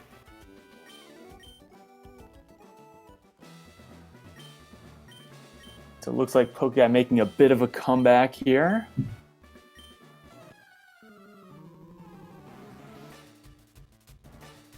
So the way I've got it is a 133.41 from Pokeguy. So he looks like he's about 2 minutes 35 seconds behind Kidrocker. So yeah, it is a pretty big lead. However, once again, the E4 in this game can give each of these runners some problems. We hope that's not the case, but it could end up making it close at the end. There's definitely at least 2.5 minutes of variance left. Let's see if Pokeguy gets kidnapped or not. Looks like he did not get kidnapped. Wonderful job. Very nice. And Kidrocker hitting his Blizzard, also really good. Very fast. That's the only 70% Blizzard we try to do throughout the run. The rest of them, you're going to have the option to Exact to make it a 93% Blizzard. Mm-hmm. So this split will be a little bit slower for Pokeguy than it was for Kidrocker. Machwin mentioned the menu differences a little earlier. So he's going to have to do a little bit more menuing.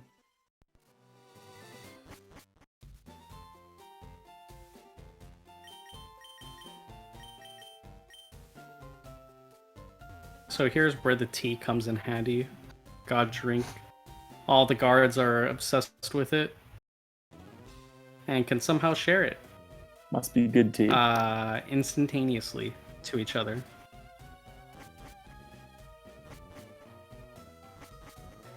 Kidrocker's going to be going up to the 5th floor here. Yeah, we have a walker that we try to dodge. So Kidrocker got a very good movement. Scientist walking left made it a much more safer pass. But sometimes you'll see runners do a bag nip right before that scientist to ensure that they get a safe pass. You got to pass this guy 3 times, and you've got to bag nip him every time. It gets a bit annoying if he starts trolling you.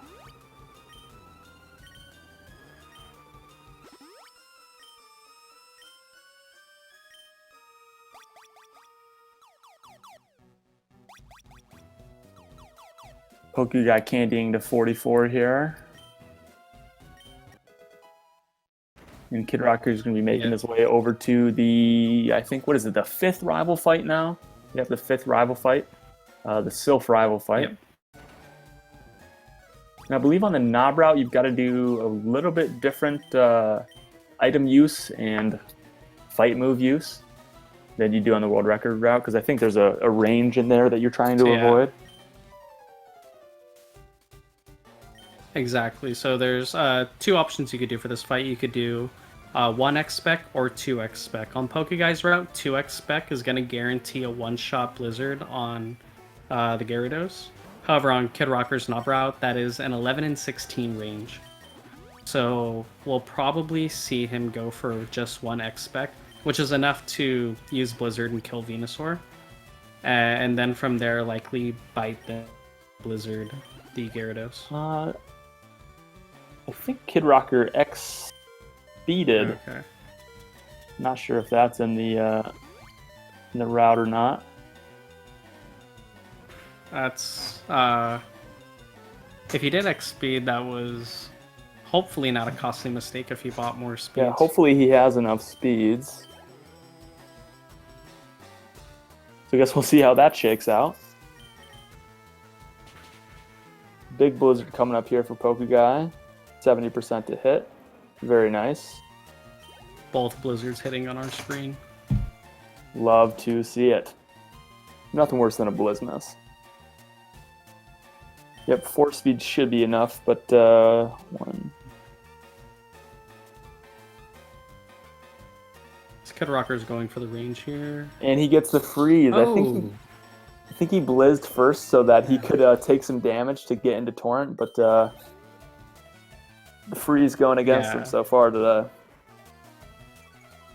So you really need Torrent for the upcoming Geo fight that's at the end of Sylph Tower, because it gives you a 13 and 16 chance to one-shot the Kanga with Surf, but only if you're in Torrent. So what Kidrocker is likely going to do is he's probably going to stall somewhat on either the upcoming Rocket or somewhere on the Geo fight.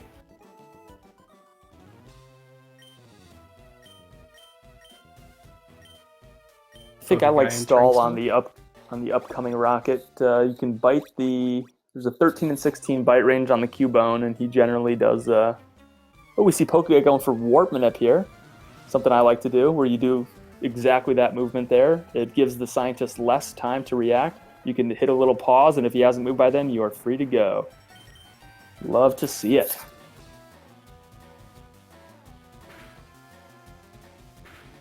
Got a little bit trolled there by the spinner, but you know what? Ooh, Kidrocker doing just that. Taking the perfect amount of damage. Would you look at that? 13 and 16 range misses win again.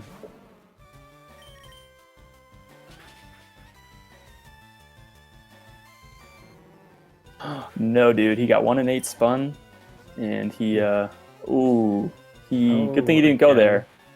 Yeah.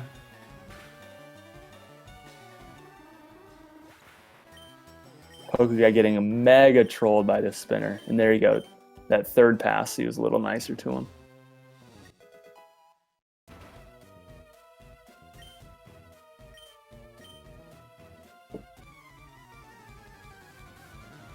Pokeguy making his way over to the rival fight now. Hopefully he remembered to do all his menuing things. I missed his screen on that. I'm fairly certain he did. And we're going to see no save. This fight's a little bit dangerous to no save for, because if you do end up missing your 93% Blizzard, there's more X items that you have to use to try and balance out and win the fight again. And most of the time, it's very hard to do, because Venusaur is not trying to let you get that chance. You got a 13 and 16 range coming up here for Kidrocker, I believe. And there you go. Never a fun one to miss there. Mega Punch crit, all bad.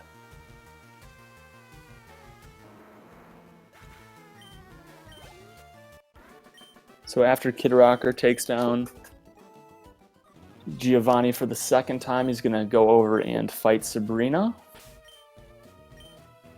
Yep, he's going to be using one of his last 2 escape ropes. We escape rope from Sylph Tower, and then from Sabrina's gym. One of the only gyms that we can escape rope from. Not sure what mechanic is at play there, but some gyms you just not allowed to escape rope out of. Maybe they made it a little bit easier for the kiddos to get out of the gym, since it is a bit of a unintuitive puzzle. Yeah, it's easy movement once you have it memorized. Just 3 rooms, and you can luckily buffer all the movement. So after you take a teleporter, you're going to be facing the same direction as you took. And luckily, in this gym, all the movement is perfectly in sync for you to not get a turn frame. So I'm not sure what speed marks Kidrocker's at here. I'm not sure if he carbosed or not. But depending on your speed, you're either going to just go and surf the whole fight and win, or you're going to have to set up an X speed on this Venomoth here. So sometimes that can get a little bit scary, since Venomoth almost always uses Psybeam. And Psybeam can confuse you, which has ruined many a good run. But it looks like he's going to be fast enough. I think both of our runners here still have Person. Yep. Alright, and Kidrocker through Sabrina.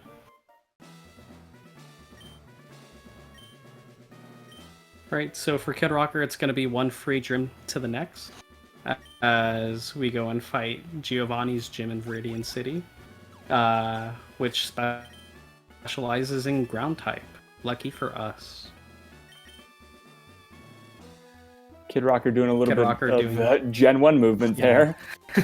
Throw back to the red tournament race.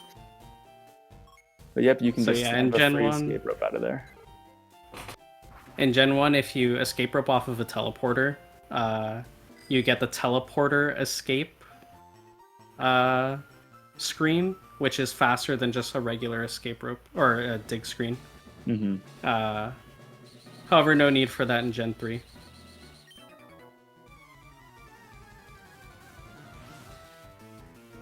Pokeguy missing the range into Tail Whip, so just a little bit of time loss there. No real problems. Yeah, and also an interesting thing about the Geo fights except for his gym leader fight, is that when he's fighting as a rocket executive, he actually has no smart AI. He's always picking a random move. But when you do fight him in the gym, he will go for kill shots if they exist.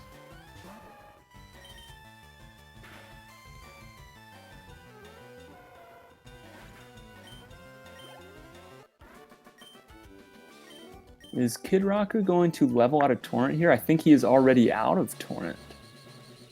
So right now he's just on the inside of Torrent, but this next level up should put him out. So I think his best option might be to just take some damage from possibly the Nidorina, depending on when he levels up here.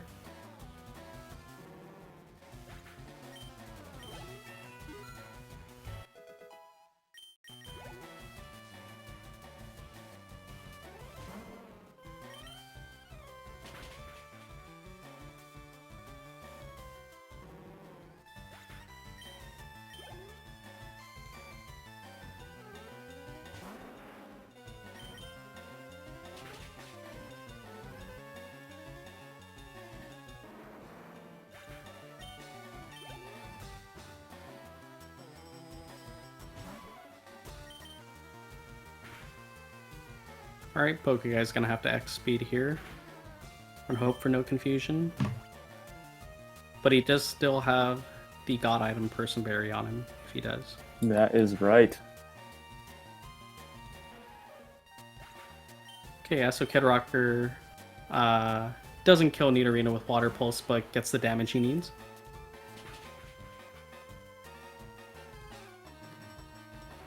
Sometimes getting Torrent by losing one turn is a lot faster than losing all the turns you might from not having Torrent. Wonderful sentence there.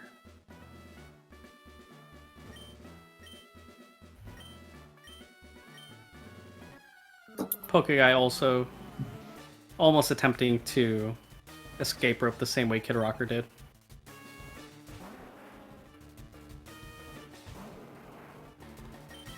These Gen 1 runners, man, let me tell you. Them and their glitches. We kid everybody.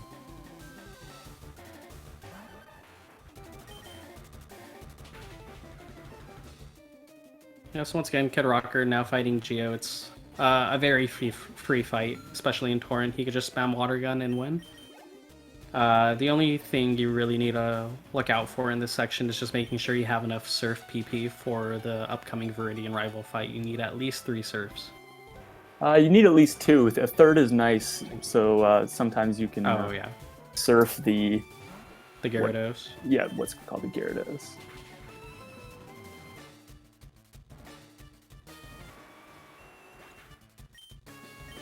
Everyone say hi to Nidoking.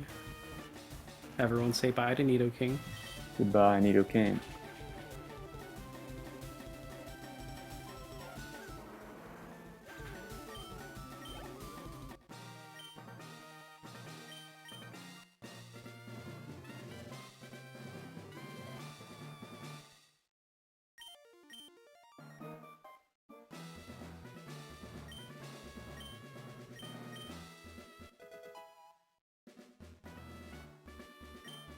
Kidrocker going to be coming up on the last Viridian rival. Yes, and normally it's a very safe fight. Or, well, I shouldn't say safe, but you're in not really any danger at all except for missing a move. However, with the Knob route, Kidrocker is going to be, or should be, level 49 for Venusaur, which is going to end up making it a 15 and 16 range for Blizzard to kill. Which doesn't happen all that often that you miss that range, but it has happened.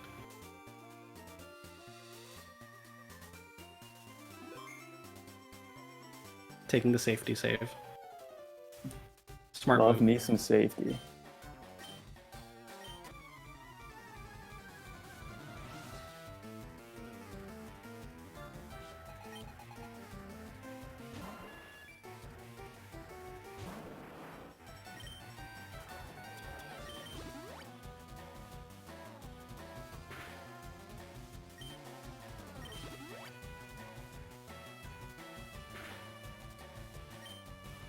Pokeguy making his way over to Giovanni now.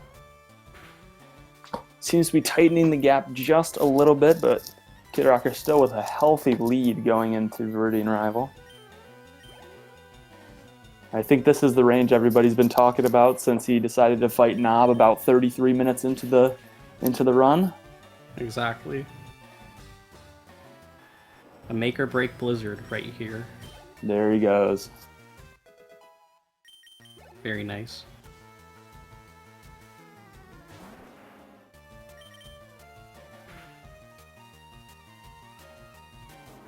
Still got to hit another 93% blizzard on this.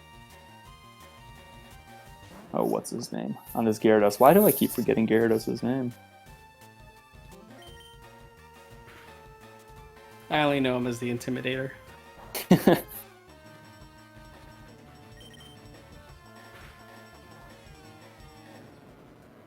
Gets Hydro Pump, so he's going to be blizzarding. There's two things you could do when you get to this Gyarados. Normally it's going to be Bite Blizz, but in a case where you see Rain Dance from Gyarados, good for you. You get a 50% boost to your water moves, which means you no longer have to use Blizzard. You can go for 100% accurate Surf and kill the Gyarados from there. Mm-hmm. And what it also allows us to do is kill Alakazam through Calm Mind, because we get a 50% boost. So Sometimes you wouldn't have to X speed on Growlithe. got to make sure you can tank Psychic though, because it does have a chance to use. It will use Psychic if it kills. So Yeah, that exactly. good AI is coming in again. So Kidrocker through, and all he has left is the Elite Four. So he's going to have a nice little execution section here coming up. And then the last 5 battles of the game. Yep, we're gonna go through some badge flashes here, real quick. Guards just got to make sure you're up to strength to take on the E4 in Victory Road. Not that we're gonna fight any trainers in Victory Road, but you know, I really hope we don't fight any trainers in Victory Road, let's say that. yeah, that should be a better way to put it. There are, I'd say there's about 5 optionals you could reasonably hit in Victory Road without too much work, but obviously we're going to try to hit 0 of them. All right, Pokeguy starting his Viridian rival.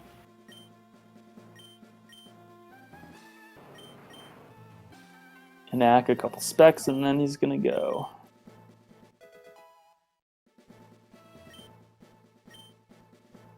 And what you just saw on Kidrocker's screen was teaching Surf to Blastoise, and if everybody saw how long it took to write over Water Pulse, you'll realize why LeafGreen is a better game than FireRed for this run.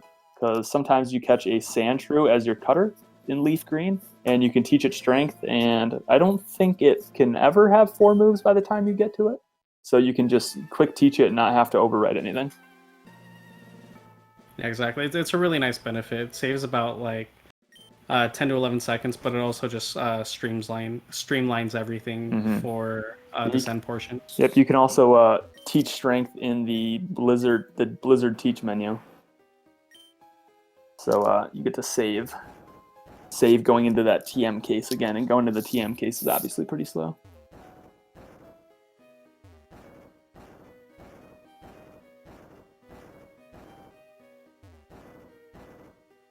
Kidrocker doing a bit of a boulder puzzle here while Pokeguy tries to finish up his fight.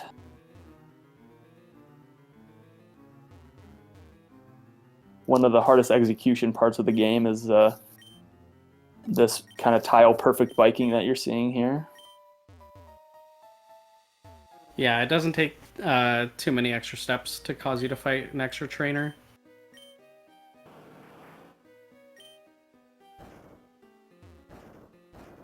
And so Pokeguy is also through his rival fight, so he's going to be trying to play some execution catch-up here on Kidrocker to get to E4 first.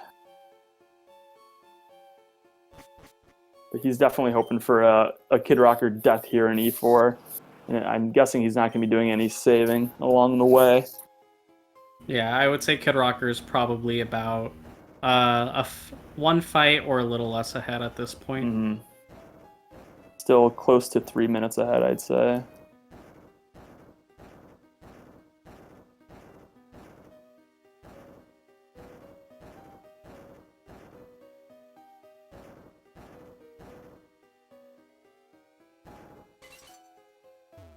All right, not pushing the boulder. An extra tile, always nice. Yep.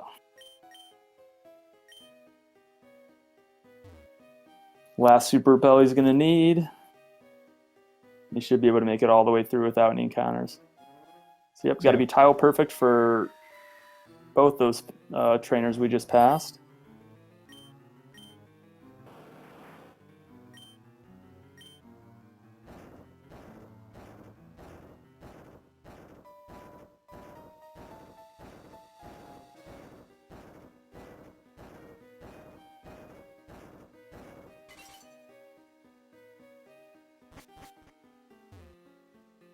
Right, Kidrocker's going to have to pass one more set of trainers, a double here. Well done, Kid Rocker. So good luck on the Elite Four to you.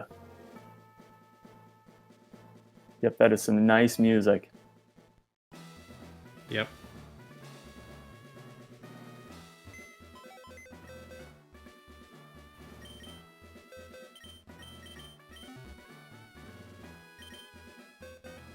And we are depositing our friends that we've had since Route 1 and Route 4 respectively, and just taking our Blastoise to the Elite Four. For a couple reasons we do that. The first is so that they don't get a cutscene in the Hall of Fame, which is pretty slow. And also there are some Pokemon, like Onix has Roar, for example, that could possibly bring out the other Pokemon, and that is obviously not what we want, especially since we're setting up at least 2 X items on every single fight. Alright, Kidrocker safety saving before Lorelei. A good decision here. Lorelei isn't a fight that's likely to kill you. You are very likely to lose time. But there is a chance, likely at some point, where a crit will kill you and send you back to the beginning of the fight. That's right. And this is since we're setting up to +4 here, this is quite a long fight. So a death here would be probably make it about even between the runners. A death on Lapras, that is. If he dies to Dugong, then it wouldn't be quite as fast. Ooh. We haven't talked about the super special move. Oh, there it is. I didn't want to jinx it, but if you get a hailless fight, which is really unlikely, I think it's 1 in 32 to get it, roughly, then you save about 30 seconds. Because every time you see hail continues to fall, A is pelted by hail, it's really slow.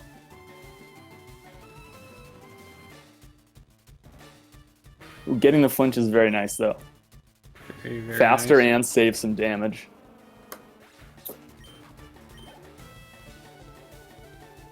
And Pokeguy through, and making a bit of a detour to go pick up Get a the Max Elixir. Yeah.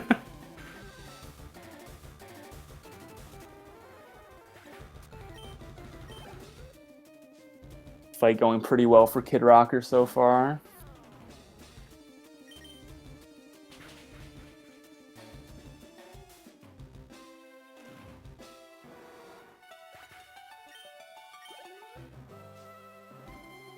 Pokeguy's still a little bit rusty on the box there.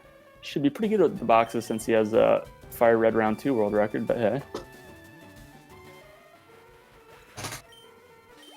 I mean, after getting that record, setting down FireRed and never playing it again, I would completely understand. Yeah, for sure. Alright, and Kidrocker now getting to Lapras. It is a 3-shot on Lapras, so any sort of flinch or crit is absolutely crazy. And he's going to have to heal here, which is a bit unfortunate. Getting a healless Lapras is quite nice. Thank you, Paulo in chat. Looks like Pokeguy is about 2 minutes back. So E4 is really going to decide. Nice, Kidrocker does not get paralyzed, which is something you have to worry about with Body Very Slam. nice. And he is through with actually pretty decent health. Safeguard, you know what comes after Safeguard, Mockwing. Oh! Yep. Uh-oh. Surf. Okay. The dream's alive? The dream's alive? The dream is I dead. think we got one more turn. Oof. Yeah. Very unlucky. Hailless there would have really tightened things up. Yeah. So Hail's like, it's about 1 in 4 each turn. Oh, we get a nice flinch. It's about 1 in 4 to be used every turn, but after you use Safeguard, the AI will make sure that Safeguard is never picked again, so it goes to 1 in 3 after that, which dramatically increases the likelihood that you'll see it. So a bit of a complicated fight, Bruno. There's a couple different strategies you employ on Bruno. Sometimes you involve a guard spec, sometimes involving a X speed. So it looks like Kidrocker is going for the fight where he uses an X speed. He's gonna have to heal here because he's gonna be dead to Mach Punch. Yeah, he's gonna surf the Onyx here. No need to stall on it any longer. Mm-hmm. He's definitely at an HP where he will be dead to Mach Punch, so that's what he's gonna see from Hitmonchan. He's gonna try to super out of it and then go from there. So that this should be pretty good HP. Should be down around 40. Yep. Yeah, perfect. Great call. HP. All right, Pokeguy reaching his Lapras portion. If Pokeguy does see a low roll, it's possible he can go for a second bite before healing. 34. Not sure exactly how much that does, but that is an absolute monster flinch. Wow. Monster flinch. Now you can do a really consistent strat on Bruno. Yeah. Fantastic. So the strat we're probably going to see coming up for Pokeguy is full restore first turn of the fight. And that's something that you'll want to do for milds and low defense rashes. Basically anything where you're going to be taking a decent chunk of damage from Earthquake. Because it's going to guarantee basically that you get a lot of free turns on this Bruno fight to set up. And he's likely going to be using Earthquake to get you down to a health that's reasonable.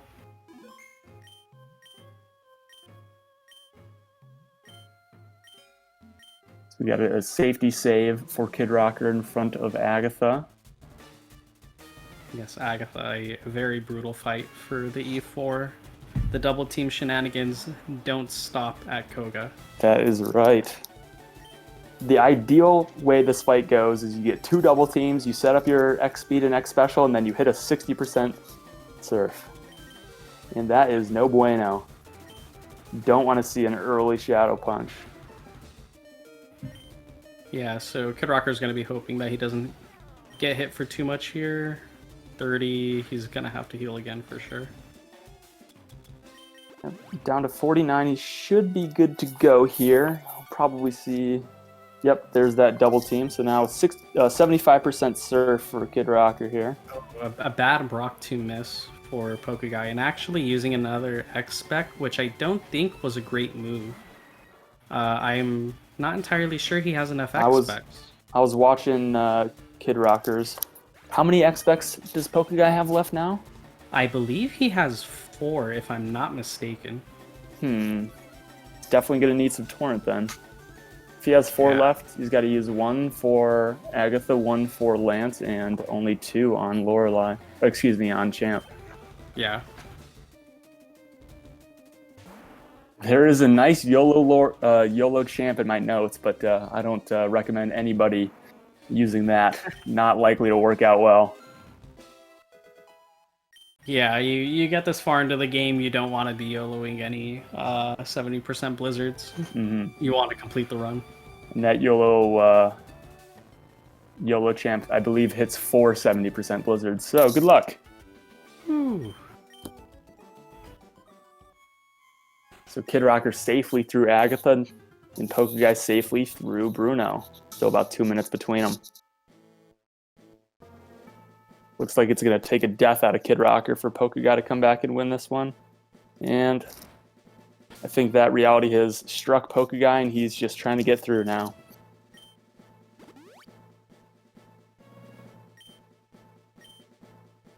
Yeah, always a pretty much necessary thing to save in front of Agatha. Mm-hmm.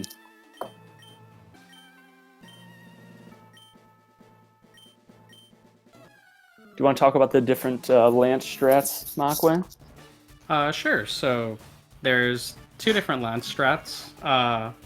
They both use Bite and Blizzard. One uses 1 bite, 2 blizzards, and the other one 2 bites, 1 blizzard. At 31 special attack, which both of our runners are, going to be an 85% range after using an X special for a Bite Blizz Gyarados kill. However, that is a range if you want to play it safe, or if you just get the wrong set of moves. You could just do the much safer Bite first turn, you hope you get a flinch, and then you Blizzard twice. A bit unlucky for Kidrocker there to get double Dragon Rage, so he's had to heal for Hyper Beam. Ooh, with a low roll on the Hyper Beam, he would have lived, but not a risk needed to take. So now he's gonna have to heals again. Unfortunately heal again. Yep.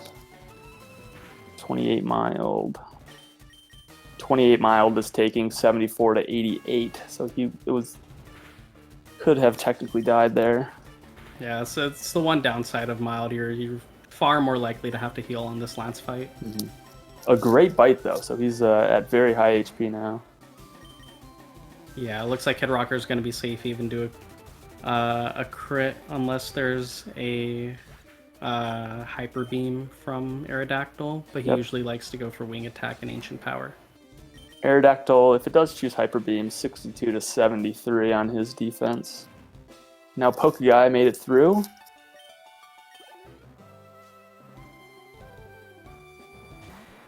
So he's going to be fighting Lance as well. Alright, Kidrocker, one more 93% Blizzard on this fight. Gets it. Very nice. Never fun to miss the Dragonite. Starts to Outrage and Hyper Beam you, and it really packs a punch. Yeah, Dragonites are no joke. For sure. Also, another benefit I forgot to mention about the Bite Blizz fight is that you get to save a Blizzard. Which is always nice. One, if you miss, now you have a backup and you do not have to elixir and fight, which is something that happens like every so often. You do have to hit 5 Blizzards on this fight, so hitting all 93% isn't something that's very, very guaranteed. Is Pokeguy going for the Blizz range? Oh, close. He didn't get a good enough roll on the first one. 31% for Blizz to kill from there. Oh, I wonder if that's heal. I don't think so. I think he's going to get a nice Hyper Beam to the face here. But Kidrocker going on to the champ fight. Very important to count for the champ fight. You got to set up 4 or 5, sometimes even 6 X items. So you count wrong and you're generally dead. Yeah, somehow our rival has made the genius play of keeping Sand Attack all the way through to become a champion. It's honestly the strat you need to become champion. That's right. As fast as he does. So we're going to see a guard spec, we're going to see an X speed, and we're going to see some X specials being set up as well. And he wants to see Sand Attack now. To be able to possibly get a healless champ. Not very likely, but saves a lot of time. Current world record actually has a healless champ in world records by 9 seconds, fun fact. Yeah, exactly. So on this fight, depending on how Pidgeot decides to go about its fight with you, you can be forced to only leave having used 2 X specs, and ideally you want to get to 3. If you only use 2, you're going to have to double Blizzard the Gyarados, and you have a range on the Alakazam with Surf unless you are in Torrent. And it looks like Kidrocker has mistakenly only counted to 2, so he's going to have to set up another X special and go. Like we said, counting is much more difficult than it seems. Yeah, he does have some extra guard specs if he chooses to use them. Oh, no, never mind. Should be okay. I think he had one more. He used an X AC instead of a third X spec. That can happen as well.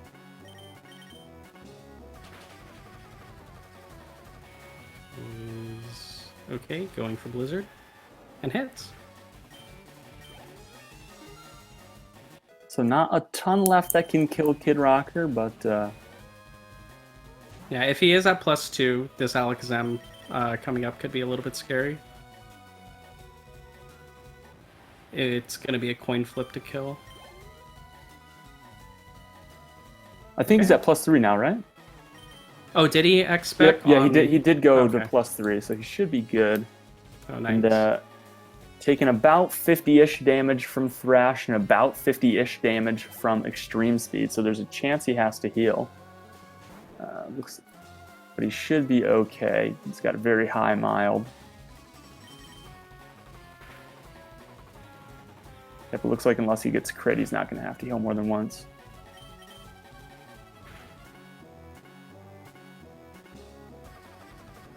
And as long as Kidrocker presses the correct button, that's going to be a GG. Make sure to go up and over, not just up. Arcanine does have extreme speed, which can be very annoying. But hopefully we see everything go well here. Ooh, GG Kidrocker. Nice. That is a W. That is a GG.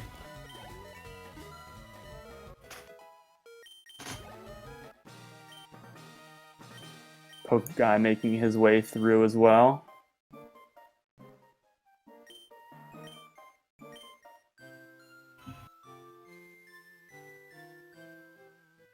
Great question out of Damon in the chat. Is it a race PB for Kidrocker? Kidrocker known for not necessarily finishing races he started, but he definitely got the job done today. Yeah, I believe I wrote in my pace spin for tourney results that there's probably not a death Kidrocker hasn't seen in a race. He's a prolific racer, but also prolifically gets bad luck. Mm-hmm. Nice to see him come out on top on this one. Looks like a mid to 11 from him. And Pokeguy just finishing up here as well. He's going to have to hit another Blizzard. But then as long as he presses the right buttons, it's a GG for him as well.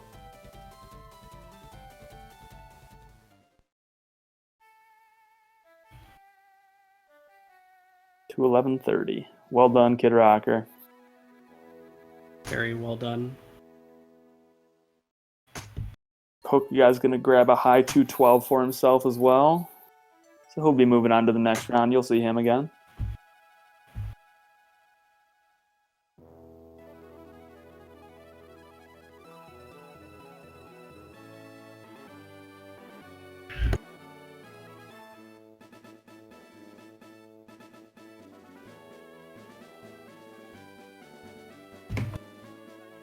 So we'll try to get Kidrocker in here pretty soon, and Pokeguy as well, so we can have a little chat about their race. Yeah. But in the meantime, if you're interested in FireRed, LeafGreen speedrunning, join the Gen 1 to 3 PSR Discord. Join the Lab Discord, which is our FireRed, LeafGreen specific racing Discord, and reach out and ask any questions of all the runners. It's a fun game. Yeah, it is. There are a lot of things that can trip you up, but just the overall feel and nostalgia you get from playing this game, it's really its own unique Gen 3 game, despite it being a Gen 1 remake.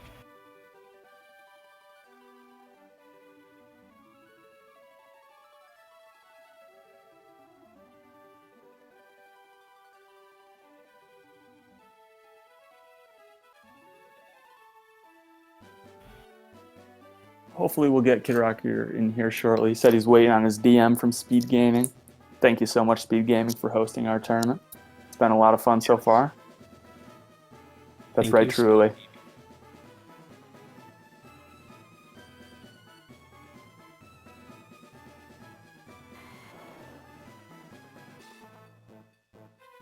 Oh, What was your highlight of the race today, Mockwing? Trying to think. First, I think we need a mark done. Do not know how to do that, so Hold on. let's see here.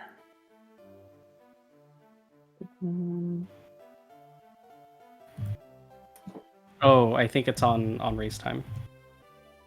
Do you got it? 1 second, I believe I do.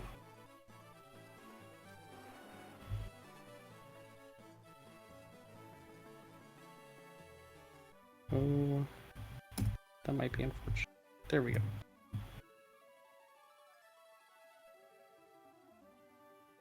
Oh, huh. Let's see. Wait. Obviously, a bunch of geniuses running the show here. Looks like it was taken care of. There we go. What's up, Kidrocker? Okay. Not much. Congratulations on your win today. Want to tell us about your run? I definitely feel like RNG carried me for this run. My movement was complete garbage, especially in Victory Road. Every single bonk, I just cringed at it. You know what? That's all right. You got through and you came out on top. Exactly. So what was your highlight of the run? Probably the fact that I didn't have to use a revive once. Did you die at any point? I did don't not. recall. No deaths, no revives. Yeah, that's gonna That was be a Deathless run. that's gonna be a good race. Any optionals? We saw you hit the run to bike optional. Bit of a Yes, mistake there. So there, I missed the run to bike, and I went to go stop one tile beforehand, and I let go a little too late and hit him. I'm like, God damn it! It's fine. Is that a race PB for you, Kidrocker? No, that's 21 seconds behind race PB. Close to a race PB. Well, very well done. We've Very also close. got Pokeguy in here with us. Pokeguy, want to tell us about your race? A bit scuffy there. Yeah, I haven't played this game in like what, at least 6 months, and that was my first time ever racing it. So I think I did pretty good considering that. Yeah, not too bad. I didn't practice at all Yeah. or anything. I know. Well, I'm actually a little worried about you being in pot 2. I'm sure others are as well. Definitely going to be a dark horse. My next race should be a lot better. Yeah, hopefully you don't hit any optionals or use the wrong Yeah. move in Rock Tunnel and die. Right. Or forget to repel or forget Your to notes. pick I didn't. up an item. Your notes didn't say to repel. So Yep, well, sorry about that. Should be pretty obvious, but hey, that's okay. You did a great job. So Yeah, it was an overall great race from both of you. very entertaining. It was fun watching you try to come back, but Kidrocker just held you off the whole time. Yep. Very well done, both of you guys.